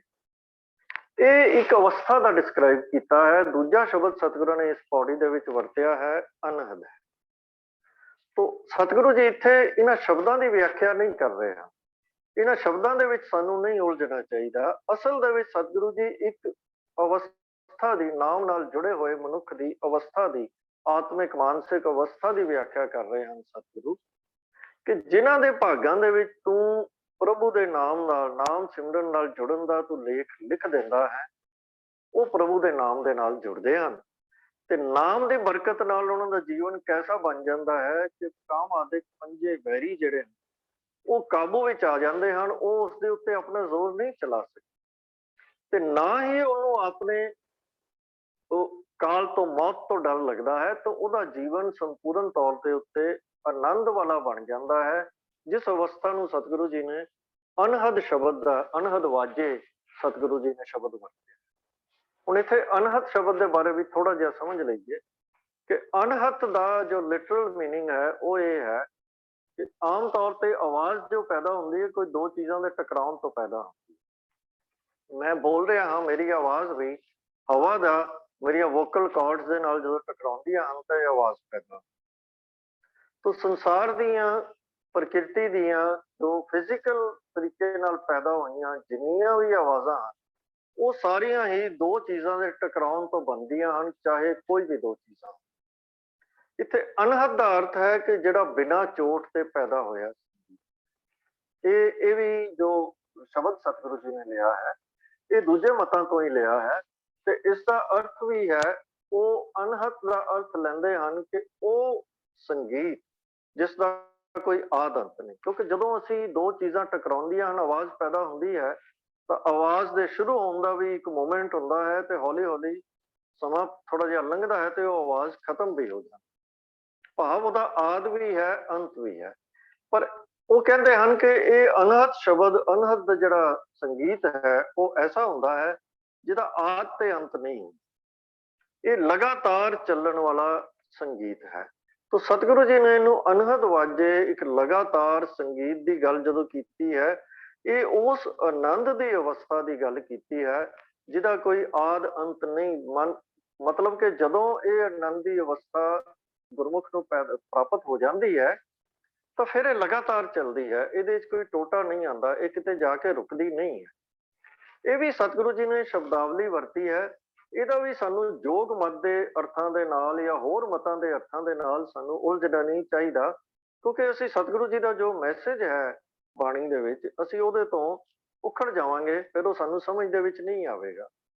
ਅਨਹਦ ਵਾਜੇ ਦੀ ਅਵਸਥਾ ਜਿਹੜੀ ਹੈ ਉਹ ਅਵਸਥਾ ਹੈ ਜਦੋਂ ਗੁਰਮੁਖ ਦੇ ਅੰਦਰ ਜਿਹਨਾਂ ਨਾਮ ਦੇ ਨਾਲ ਜੁੜ ਗਿਆ ਹੈ, ਉਹਦੇ ਅੰਦਰ ਨਾਮ ਦੇ ਨਾਲ, ਬਾਣੀ ਦੇ ਗਾਇਨ ਦੇ ਨਾਲ, ਉਸ ਪ੍ਰਭੂ ਦੇ ਗੁਣ ਗਾਇਨ ਦੇ ਨਾਲ ਜਿਹੜਾ ਇੱਕ ਲਗਾਤਾਰ ਚੱਲਣ ਵਾਲਾ ਆਨੰਦ ਬਣ ਜਾਂਦਾ ਹੈ, ਜਿਸ ਦਾ ਕੋਈ ਆਦ ਤੇ ਅੰਤ ਨਹੀਂ ਹੁੰਦਾ। ਉਸ ਆਨੰਦ ਦੀ ਅਵਸਥਾ ਵਾਸਤੇ ਸਤਿਗੁਰੂ ਜੀ ਨੇ ਇਹ ਸ਼ਬਦ ਵਰਤਿਆ ਹੈ। ਤੋ ਜਦੋਂ ਆਪਾਂ ਇਉਂ ਕਹੀਏ ਕਿ ਸਤਿਗੁਰੂ ਜੀ ਫਰਮਾ ਰਹੇ ਹਨ ਕਿ ਜਦੋਂ ਮਨੁੱਖ ਦੇ ਅੰਦਰ ਗੁਰੂ ਦੇ ਉਪਦੇਸ਼ ਨੂੰ ਗ੍ਰਹਿਣ ਕਰਕੇ, ਨਾਮ ਦੀ ਪ੍ਰਾਪਤੀ ਕਰਕੇ, ਨਾਮ ਦੇ ਨਾਲ ਮਨੁੱਖ ਜੁੜ ਜਾਂਦਾ ਹੈ, ਤਾਂ ਨਾਮ ਤੇ ਬਾਣੀ ਦੀ ਗੁੰਜਾਰ ਉਹਦੇ ਅੰਦਰ ਸਦਾ ਆਨੰਦ ਦੀ ਅਵਸਥਾ ਵਿੱਚ ਚੱਲਦੀ ਰਹਿੰਦੀ। ਫਿਰ ਇਹ ਜਿਹੜੀ ਅਵਸਥਾ ਹੈ, ਇਹੀ ਗੁਰਮਤਿ ਦੇ ਅਨਹਦ ਵਾਜੇ ਹਨ। ਹੋਰ ਕੋਈ ਅਨਹਦ ਵਾਜੇ ਨਹੀਂ, ਸਾਨੂੰ ਉਹਨਾਂ ਵਿੱਚ ਨਹੀਂ ਉਲਝਣਾ ਚਾਹੀਦਾ। ਸਤਿਗੁਰੂ ਜੀ ਇੱਕ ਜਗ੍ਹਾ ਤੇ ਹੋਰ ਸਾਨੂੰ ਬੜੇ ਵਿਸਥਾਰ ਦੇ ਵਿੱਚ ਸਮਝਾਉਂਦੇ ਹਨ। ਸਤਿਗੁਰੂ ਫਰਮਾਉਂਦੇ ਹਨ ਕਿ ਸੂਖ ਸਹਿਜ ਆਨੰਦ ਭਵਨ, ਤਹ ਰੋਗ ਸੋਗ ਨਹੀਂ ਜਨਮ ਮਰਨ। ਇੱਥੇ ਸਤਿਗੁਰੂ ਜੀ ਨੇ, ਹਾਂਜੀ ਵੀਰ ਜੀ, ਸੂਖ ਸਹਿਜ ਆਨੰਦ ਭਵਨ, ਸਤਿਗੁਰੂ ਜੀ ਨੇ ਆਨੰਦ ਦੇ ਨਾਲ ਭਵਨ ਸ਼ਬਦ ਦੀ ਵਰਤੋਂ ਕੀਤੀ ਹੈ ਰਹਾਉ ਦੀ ਪੰਕਤੀ ਦੇ ਵਿੱਚ। ਭਵਨ ਦਾ ਅਰਥ ਹੁੰਦਾ ਹੈ ਰਹਿਣ ਦੀ, ਭਾਵ ਆਨੰਦ ਦੀ ਅਵਸਥਾ। ਉਹ ਆਨੰਦ ਦੀ ਅਵਸਥਾ ਜਿਹਦੇ ਵਿੱਚ ਸੁਖ ਤੇ ਸਹਿਜ ਜਿਹੜਾ ਹੈ ਉਹ ਵਸ ਰਿਹਾ ਹੈ, ਤਾਂ ਰੋਗ ਸੋਗ ਨਹੀਂ ਜਨਮ ਮਰਨ। ਇਸ ਤੋਂ ਛੁੱਟੀ ਹੋ ਜਾਂਦੀ ਹੈ। ਫਿਰ ਸਾਨੂੰ ਸੁਖ ਸਹਿਜ ਆਨੰਦ ਭਵਨ, ਤਾਂ ਰੋਗ ਸੋਗ ਨਹੀਂ ਜਨਮ ਮਰਨ। ਸਾਧ ਸੰਗ ਬੈਸ ਗੁਣ ਗਾਵੇਂ, ਤਾਂ ਰੋਗ ਸੋਗ ਨਹੀਂ ਜਨਮ ਮਰਨ। ਕਿ ਜਦੋਂ ਸਾਧ ਸੰਗਤ ਦੇ ਵਿੱਚ ਬਹਿ ਕੇ ਅਸੀਂ ਪ੍ਰਭੂ ਦੇ ਨਾਲ ਜੁੜ ਜਾਂਦੇ ਹਾਂ, ਫਿਰ ਰੋਗ ਸੋਗ ਤੇ ਜਨਮ ਮਰਨ ਦਾ ਕੋਈ ਵਸ ਨਹੀਂ ਚੱਲਦਾ। ਭਾਵ ਕਿ ਸੁਖ ਸਹਿਜ ਤੇ ਆਨੰਦ ਦੀ ਪ੍ਰਾਪਤੀ ਦੀ ਅਵਸਥਾ ਦੀ ਜਦੋਂ ਸਤਿਗੁਰੂ ਗੱਲ ਕਰ ਰਹੇ ਹਨ, ਉਹ ਸਾਧ ਸੰਗਤ ਦੇ ਵਿੱਚ ਬੈਠ ਕੇ ਗੁਣ ਗਾਉਣ ਦੀ ਅਵਸਥਾ ਤੇ ਉਹਦੇ ਤੋਂ ਪ੍ਰਾਪਤ ਹੋਣ ਵਾਲੀ ਅਵਸਥਾ ਦੀ ਗੱਲ ਕਰਦੇ ਹਨ। ਉੱਪਰ ਵੀ ਸਤਿਗੁਰੂ ਫਰਮਾ ਰਹੇ ਹਨ, ਪੰਜ ਸ਼ਬਦ ਤਹ ਪੂਰਨ ਨਾਦ, ਅਨਹਦ ਬਾਜੇ ਅਚਰਜ ਬਿਸਮਾਦ। ਭਾਵ ਇਹ ਜੋ ਪੂਰਨ ਅੰਦਰ ਸੰਗੀਤ ਮਨੁੱਖ ਦੇ ਪੈਦਾ ਹੋ ਜਾਂਦਾ ਹੈ, ਉਸ ਆਨੰਦ ਦੀ ਅਵਸਥਾ ਦੇ ਵਿੱਚ ਉਹ ਅਵਸਥਾ ਹੈ। ਇੱਥੇ ਵੀ ਸਤਿਗੁਰੂ ਨੇ ਪੰਜ ਸ਼ਬਦ ਤੇ ਅਨਹਦ ਦੋਵੇਂ ਸ਼ਬਦ ਵਰਤੇ ਹਨ ਤੇ ਅੱਗੇ ਕਹਿ ਰਹੇ ਹਨ ਕਿ ਕੇਲ ਕਰੈ ਸੰਤ ਹਰ ਲੋਕ, ਪਾਰ ਬ੍ਰਹਮ ਪੂਰਨ ਨਿਰਜੋਗ। ਉਹ ਨਿਰਲੇਪ ਪ੍ਰਭੂ, ਉਹ ਪੂਰਨ ਪ੍ਰਭੂ ਦੇ ਨਾਲ ਜੁੜ ਕੇ ਜਦੋਂ ਤੇਰੇ ਸੰਤ ਜਿਹੜੇ ਨੇ ਉਸ ਪ੍ਰਭੂ ਦੇ ਨਾਲ ਜੁੜ ਜਾਂਦੇ, ਤਾਂ ਇਹ ਉਹ ਅਵਸਥਾ ਦੀ ਪ੍ਰਾਪਤ ਹੁੰਦੀ ਹੈ। ਉਹ ਸਿਮਰੈ ਕੇਵਲ ਨਾਮ, ਬਿਰਲੇ ਪਾਵੈ ਉਹ ਬਿਸਰਾ। ਭਾਵ ਉਹ ਸਥਾਨ ਹੈ, ਉਹ ਅਵਸਥਾ ਹੈ ਜਿਹਦੇ ਵਿੱਚ ਬੈਠ ਕੇ, ਜਿੱਥੇ ਪਹੁੰਚ ਕੇ ਉੱਥੇ ਨਾਮ ਦੇ ਨਾਲ ਜੁੜਿਆ ਜਾਂਦਾ ਹੈ। ਹਾਂ, ਵਿਰਲੇ ਹਨ, ਜਿਵੇਂ ਸਤਿਗੁਰੂ ਜੀ ਨੇ ਇੱਥੇ ਵੀ ਇਹ ਧੁਰ ਕਰਮ ਪਾਇਆ ਦੀ ਗੱਲ ਕੀਤੀ ਹੈ ਕਿ ਉਹ ਵਿਰਲੇ ਹਨ ਜਿਨ੍ਹਾਂ ਨੂੰ ਉਹ ਬਖਸ਼ਿਸ਼ ਹੁੰਦੀ ਹੈ। ਤੇ ਅਵਸਥਾ ਦਾ ਉਹਨਾਂ ਨੇ ਅੱਗੇ ਡਿਸਕ੍ਰਾਈਬ ਕੀ ਕਰ ਰਹੇ ਹਨ ਕਿ ਭੋਜਨ ਭਾਉ ਕੀਰਤਨ ਆਧਾਰ, ਨਿਚਲ ਆਸਨ ਬੇਸ਼, ਡਿਗ ਨਾ ਡੋਲੈ ਕਤੂ ਨਾ ਧਾਵੈ, ਗੁਰ ਪ੍ਰਸਾਦ ਕੋ ਇਹ ਮਹਿਲ ਪਾਵੈ, ਭ੍ਰਮ ਭੈ ਮੋਹ ਨ ਮਾਇਆ ਜਾਲ, ਸੁਨ ਸਮਾਦ ਪ੍ਰਭੂ ਕਿਰਪਾ। ਗੱਲ ਕੀ ਸਤਿਗੁਰੂ ਜੀ ਇੱਥੇ ਵੀ ਪੂਰੀ ਤਰ੍ਹਾਂ ਇਸ ਨੂੰ ਨਾਮ ਦੇ ਨਾਲ ਜੋੜ ਕੇ, ਬਾਣੀ ਦੇ ਨਾਲ ਜੋੜ ਕੇ, ਸਤਸੰਗ ਦੇ ਨਾਲ ਜੋੜ ਕੇ, ਕੀਰਤਨ ਦੇ ਨਾਲ ਜੋੜ ਕੇ ਉਹ ਸਾਨੂੰ ਸਮਝਾ ਰਹੇ ਹਨ। ਇਹ ਉਹ ਅਵਸਥਾ ਹੈ ਆਨੰਦ ਦੀ ਅਵਸਥਾ ਜੋ ਨਾਮ ਦੇ ਨਾਲ ਜੁੜ ਕੇ ਪ੍ਰਾਪਤ ਹੁੰਦੀ ਹੈ। ਤੋ ਇਹਨਾਂ ਦੋ ਪੌੜੀਆਂ ਦੇ ਵਿੱਚ ਸਤਿਗੁਰੂ ਜੀ ਨੇ ਜੋ ਸਾਨੂੰ ਸਿੱਖਿਆ ਦਿੱਤੀ ਹੈ ਕਿ ਅਕਾਲ ਪੁਰਖ ਦਾ ਨਾਮ, ਸੱਚਾ ਨਾਮ, ਸਦਾ ਫਿਰ ਰਹਿਣ ਵਾਲਾ ਨਾਮ ਸਾਡੇ ਜੀਵਨ ਦਾ ਆਧਾਰ ਬਣ ਜਾਏ, ਤੇ ਫਿਰ ਜਦੋਂ ਆਧਾਰ ਬਣ ਜਾਂਦਾ ਹੈ ਤਾਂ ਜੀਵਨ ਦੇ ਵਿੱਚ ਸ਼ਾਂਤ, ਸਹਿਜ, ਸੁਖ, ਆਨੰਦ ਦੀ ਜੋ ਸਾਨੂੰ ਪ੍ਰਾਪਤੀ ਹੁੰਦੀ ਹੈ। ਇਸੇ ਤਰ੍ਹਾਂ ਅਨਹਦ ਦਾ ਵੀ ਤੇ ਵਾਜੇ ਪੰਜ ਜਿਹੜੀ ਸਤਿਗੁਰੂ ਜੀ ਨੇ ਸ਼ਬਦ ਵਰਤਿਆ ਅਗਲੀ ਪੌੜੀ ਦੇ ਵਿੱਚ, ਇਹਨਾਂ ਦੋਵਾਂ ਸ਼ਬਦਾਂ ਦੇ ਰਾਹੀਂ ਵੀ ਸਤਿਗੁਰੂ ਜੀ ਨੇ ਆਨੰਦ ਦੀ ਅਵਸਥਾ ਦਾ ਹੀ ਬਿਆਨ ਕੀਤਾ ਹੈ। ਇਹ ਕੋਈ ਵੱਖਰੇ ਸਿਧਾਂਤ ਨਹੀਂ, ਕਿਉਂਕਿ ਦੋਵੇਂ ਸਾਡੇ ਮਤ ਦੇ, ਗੁਰਮਤ ਦੇ ਸਿਧਾਂਤ ਨਹੀਂ ਹਨ। ਸਾਡੇ ਗੁਰਮਤ ਦਾ ਸਿਧਾਂਤ ਇਹੀ ਹੈ ਕਿ ਉਸ ਪ੍ਰਭੂ ਦੇ ਨਾਲ ਜੁੜਨਾ ਹੈ, ਨਾਮ ਰਾਹੀਂ ਜੁੜਨਾ ਹੈ, ਗੁਰੂ ਦੀ ਸ਼ਰਨ ਪੈ ਕੇ ਗੁਰਬਾਣੀ ਦੇ ਰਾਹੀਂ ਜੁੜਨਾ ਹੈ, ਸਤਸੰਗ ਦੇ ਵਿੱਚ ਬੈਠ ਕੇ ਉਸ ਪ੍ਰਭੂ ਦੇ ਨਾਲ ਜੁੜਨਾ ਹੈ। ਤੇ ਫਿਰ ਜਦੋਂ ਬੰਦੇ ਦੇ ਜੀਵਨ ਦਾ ਆਧਾਰ ਨਾਮ ਬਣ ਜਾਂਦਾ ਹੈ ਤਾਂ ਉਹ ਅਵਸਥਾ ਬਣ ਜਾਂਦੀ ਹੈ ਜਿਹੜੀ 5ਵੀਂ ਪੌੜੀ ਦੇ ਵਿੱਚ ਸਤਿਗੁਰੂ ਜੀ ਨੇ ਸਾਨੂੰ ਸਮਝਾਈ ਹੈ, ਡਿਸਕ੍ਰਾਈਬ ਕੀਤੀ ਹੈ। ਇੰਨੀ ਵਿਚਾਰ ਪ੍ਰਵਾਨ ਕਰਨੀ ਜੀ। ਹੋਈਆਂ ਅਨੇਕਾਂ ਭੁੱਲਾਂ ਦੀ ਖਿਮਾ ਕਰਨੀ ਜੀ। ਵਾਹਿਗੁਰੂ ਜੀ ਕਾ ਖਾਲਸਾ, ਵਾਹਿਗੁਰੂ ਜੀ। ਵਾਹਿਗੁਰੂ ਜੀ ਕਾ ਖਾਲਸਾ, ਵਾਹਿਗੁਰੂ ਜੀ ਕੀ ਫਤਿਹ। ਦੋ ਪੌੜੀਆਂ ਦੀ ਵਿਚਾਰ ਅੱਜ ਅਸੀਂ ਸਰਵਣ ਕੀਤੀ ਹੈ, ਔਰ ਦੋਨੇ ਪੌੜੀਆਂ ਆਪੋ 'ਚ ਬੜੀਆਂ ਕਮਾਲ ਦੀਆਂ ਰਿਲੇਟਡ ਹਨ। ਜਿਹੜੀ ਇਸ ਤੋਂ ਪਹਿਲੀ ਪੌੜੀ, ਚੌਥੀ ਪੌੜੀ ਅਸੀਂ ਵਿਚਾਰੀ, ਉੱਥੇ ਭੁੱਖ ਦੀ ਗੱਲ ਕੀਤੀ। ਜਦ ਤੱਕ ਭੁੱਖ ਸੰਸਾਰ ਦੀ ਹੈ, ਦੁਨੀਆ ਦੇ ਪਦਾਰਥਾਂ ਦੀ ਹੈ, ਉਦੋਂ ਤੱਕ ਨਿਰੰਕਾਰ ਦੇ ਘਰ ਦੀ ਮਾਰਗ ਪਤਾ ਨਹੀਂ ਲੱਗਦਾ। ਜਦੋਂ ਭੁੱਖ ਮਿਟਦੀ ਹੈ, ਉਦੋਂ ਇਹ ਜੋ ਮੰਜ਼ਿਲ ਅੱਗੇ ਵੱਲ ਨੂੰ ਸਾਨੂੰ ਮਿਲਦੀ ਹੈ। ਦੁਨੀਆ ਦੇ ਸੰਸਾਰ 'ਚ ਆਪਾਂ ਝਾਤ ਮਾਰਦੇ ਹਾਂ, ਆਮ ਤੌਰ 'ਤੇ ਸਾਡੇ ਅੰਦਰ ਕਈ ਤਰ੍ਹਾਂ ਦੀ ਭੁੱਖ ਹੈ। ਦੌਲਤ ਇਕੱਠੀ ਕਰਨ ਦੀ ਭੁੱਖ, ਸਰੀਰ ਨੂੰ ਤਕੜੇ ਹੋਣ ਦੀ, ਰਿਸ਼ਟ ਪੁਸ਼ਟ ਭਾਵ ਆਪਣੀ ਪਰਸਨੈਲਿਟੀ ਦੀ ਇੱਕ ਬੜਾ ਸੋਹਣੇ ਬਣਨ ਦੀ ਜਿਹਨੂੰ ਭੁੱਖ ਅਸੀਂ ਕਹਿ ਲੈਂਦੇ ਹਾਂ, ਇਹ ਵੀ ਹੈ। ਸੰਤਾਨ ਦੀ, ਬੜੇ ਬੜੇ ਮਹਿਲ ਮਾੜੀਆਂ ਦੀ, ਫਿਰ ਕਾਮ ਵਾਸ਼ਨਾ ਦੀ ਪੂਰਤੀ, ਇਹ ਸਾਰੀਆਂ ਭੁੱਖਾਂ ਹਨ। ਅਤੇ ਗੁਰੂ ਮਹਾਰਾਜ ਸੱਚੇ ਪਾਤਸ਼ਾਹ ਕਹਿੰਦੇ ਨੇ ਵੀ ਦੁਨੀਆ ਦੀਆਂ ਇਹਨਾਂ ਭੁੱਖਾਂ ਦੇ ਵਿੱਚੋਂ ਬੰਦਾ ਸਾਰੀ ਜ਼ਿੰਦਗੀ ਵੀ ਲੱਗਾ ਰਹੇ, ਇਹ ਭੁੱਖ ਨਹੀਂ ਮਿਟਦੀ। ਜਿਵੇਂ ਅੱਗ ਬਾਲਣ ਤੋਂ ਨਹੀਂ ਰੱਜਦੀ, ਕੋਈ ਅੱਗ ਨੂੰ ਪੁੱਛ ਲਵੇ ਵੀ ਅੱਗ ਤੂੰ ਰੱਜ ਗਈ, ਹੋਰ ਬਾਲਣ ਨਹੀਂ ਚਾਹੀਦਾ, ਕਦੀ ਜਵਾਬ ਹੈਗਾ ਮੈਂ ਕਦੀ ਬਾਲਣ ਤੋਂ ਰੱਜ ਸਕਦੀ ਹਾਂ। ਇਸੇ ਤਰ੍ਹਾਂ ਜਿਵੇਂ ਜਿਵੇਂ ਅਸੀਂ ਆਪਣੇ ਇਹਨਾਂ ਭੁੱਖਾਂ ਦੀ ਖੁਰਾਕ ਆਪਣੇ ਆਪ ਨੂੰ ਦੇਈ ਜਾਵਾਂਗੇ, ਇਹ ਭੁੱਖਾਂ ਹੋਰ ਵਧੀ ਜਾਣਗੀਆਂ, ਇਹ ਭੁੱਖਾਂ ਨਹੀਂ ਮਿਟਦੀਆਂ। ਪਰ ਇਹਨਾਂ ਭੋਗਾਂ ਨੂੰ ਭੋਗਣ ਨਾਲ ਅੰਦਰ ਦੀ ਤ੍ਰਿਪਤੀ ਨਹੀਂ ਹੁੰਦੀ, ਇਹ ਸਰੀਰ ਦੇ ਤਲ ਤੱਕ ਹਨ। ਦੁਨਿਆਵੀ ਧਨ, ਮਾਨ, ਇੱਜ਼ਤ ਦੀ ਭੁੱਖ ਜਿਹੜੀ ਹਰ ਵੇਲੇ ਮਨੁੱਖ ਤੜਫਦਾ ਰਹੇਗਾ। ਇਹਨਾਂ ਭੁੱਖਾਂ ਨੂੰ ਦੂਰ ਕਰਨ ਦਾ ਇੱਕੋ ਇੱਕ ਸਾਧਨ ਹੈ, ਉਹ ਵਾਹਿਗੁਰੂ ਦੀ ਯਾਦ ਹੈ। ਸਾਚਾ ਨਾਮ ਮੇਰਾ ਆਧਾਰੋ ਹੈ। ਜਦੋਂ ਉਹ ਆਧਾਰ ਬਣ ਜਾਂਦਾ ਹੈ, ਫਿਰ ਸਾਰੀਆਂ ਭੁੱਖਾਂ ਉਤਰਦੀਆਂ ਹਨ। ਖਾਣਾ ਸ਼ਬਦ ਚੰਗਿਆਈਆਂ ਜਿਤ ਖਾਧੇ ਸਦਾ ਤ੍ਰਿਪਤ ਹੋਏ। ਜਦੋਂ ਉਹ ਸ਼ਬਦ ਆਧਾਰ ਬਣਦਾ, ਫਿਰ ਅੰਦਰ ਤ੍ਰਿਪਤੀ ਹੁੰਦੀ ਹੈ। ਅਤੇ ਉਹ ਜਦੋਂ ਤ੍ਰਿਪਤੀ ਹੋ ਜਾਂਦੀ ਹੈ, ਫਿਰ ਉਹ ਅਵਸਥਾ ਬਣਦੀ ਵਾਜੇ ਪੰਜ ਸ਼ਬਦ ਤੇ ਘਰ ਸੁਭਾਗੇ ਦੀ ਅਵਸਥਾ। ਉੱਥੇ ਫਿਰ ਵਾਜਾ ਵੱਜਦਾ। ਵਾਜਾ ਕਾਹਦਾ? ਬਾਹਰਮੁਖੀ ਵਾਜੇ ਨਹੀਂ ਹਨ। ਇੱਥੇ ਅੰਤਰਮੁਖੀ ਗੱਲ ਜਿਹੜੀ ਗੁਰੂ ਸਾਹਿਬ ਜੀ ਨੇ ਕੀਤੀ ਹੈ। ਆਮ ਤੌਰ ਦੇ ਉੱਤੇ ਬਹੁਤ ਸਾਰੇ ਟੀਕਾਕਾਰਾਂ ਨੇ, ਵਿਦਵਾਨਾਂ ਨੇ 5 ਤਰ੍ਹਾਂ ਦੇ ਸਾਜ਼ਾਂ ਦੀ ਮਿਲੀ ਵੀ ਆਵਾਜ਼ ਵਿੱਚੋਂ ਜਿਹੜੀ ਧੁਨ ਪੈਦਾ ਹੁੰਦੀ, ਕਹਿੰਦੇ ਬਹੁਤ ਮਿੱਠੀ ਹੁੰਦੀ ਹੈ। ਅਤੇ ਇਹੋ ਜਿਹੀ ਧੁਨ ਦੀ ਜ਼ਿਕਰ ਕੀਤਾ ਹੈ ਜਿਸ 'ਚ ਤਤ, ਵ੍ਰਿਤ, ਘਨ, ਨਾਦ, ਸਖਿਰ, ਇਹ ਸਾਜ਼ ਜਿਹੜੇ ਹਨ, ਜਿਹੜੇ ਇੱਕ ਤੰਤੀ ਸਾਜ਼ ਤਾਰ ਵਾਲੇ, ਦੂਜੇ ਚੰਮ ਨਾਲ ਮੜੇ ਹੋਏ, ਤੀਜੇ ਇਹ ਛੈਣੇ, ਚਮਟੇ ਆਦਿ ਜਿਹੜੀਆਂ ਅਸੀਂ ਵਜਾਉਂਦੇ ਹਾਂ। ਮਿੱਟੀ ਦੇ ਘੜੇ ਭਾਂਡੇ ਦੇ ਜਦੋਂ ਉਹਦੇ 'ਚੋਂ ਆਵਾਜ਼ ਕੱਢੀ ਜਾਵੇ ਉਹਨੂੰ ਨਾਦ ਕਹਿੰਦੇ ਨੇ। ਅਤੇ ਇੱਕ ਫੂਕ ਮਾਰ ਕੇ ਬੰਸਰੀ ਆਦਿਕ ਵਜਾਉਣ ਵਾਲੇ, ਇਹ 5 ਤਰ੍ਹਾਂ ਦੇ ਸਾਜ਼ਾਂ ਦੀ ਗੱਲ ਕੀਤੀ ਜਾਂਦੀ ਹੈ।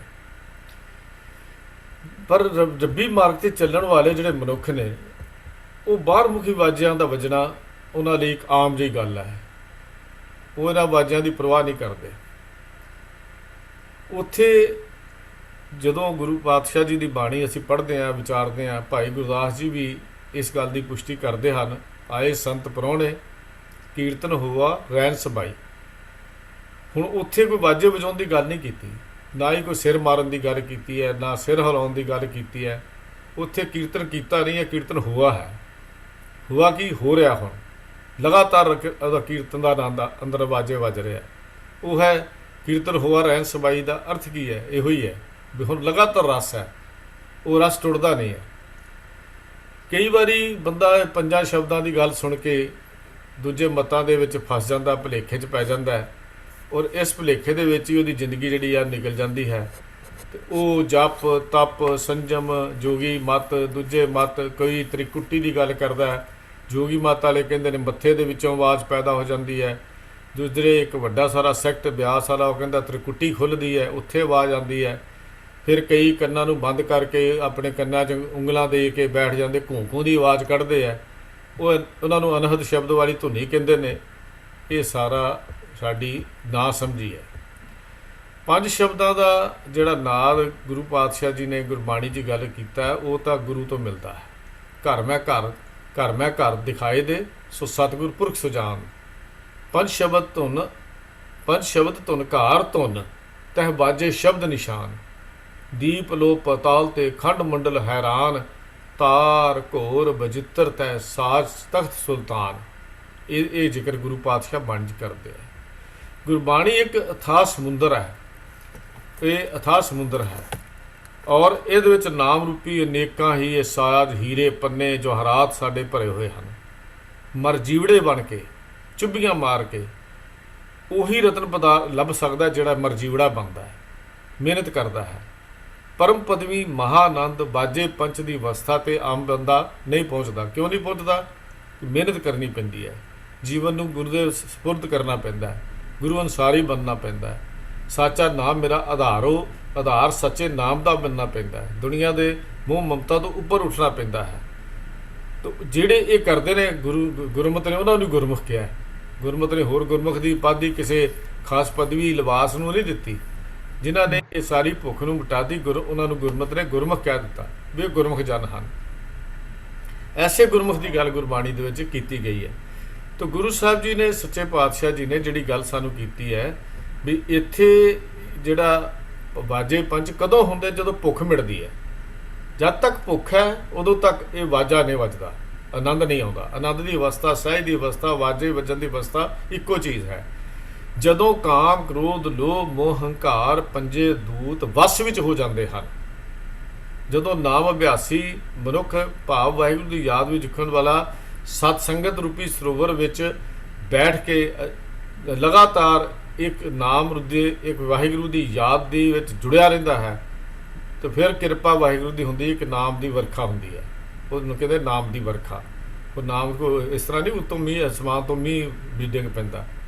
ਉਹ ਫਿਰ ਅੰਦਰੋਂ ਇੱਕ ਧੁਨ ਪੈਦਾ ਹੁੰਦੀ ਹੈ, ਇੱਕ ਪ੍ਰਕਾਸ਼ ਪੈਦਾ ਹੁੰਦਾ, ਉਹਦਾ ਨਾਂ ਹੀ ਵਾਜੇ ਪੰਚ ਹੈ। ਉਹੀ ਆਵਾਜ਼ ਹੈ, ਉਹੀ ਆਨੰਦ ਹੈ।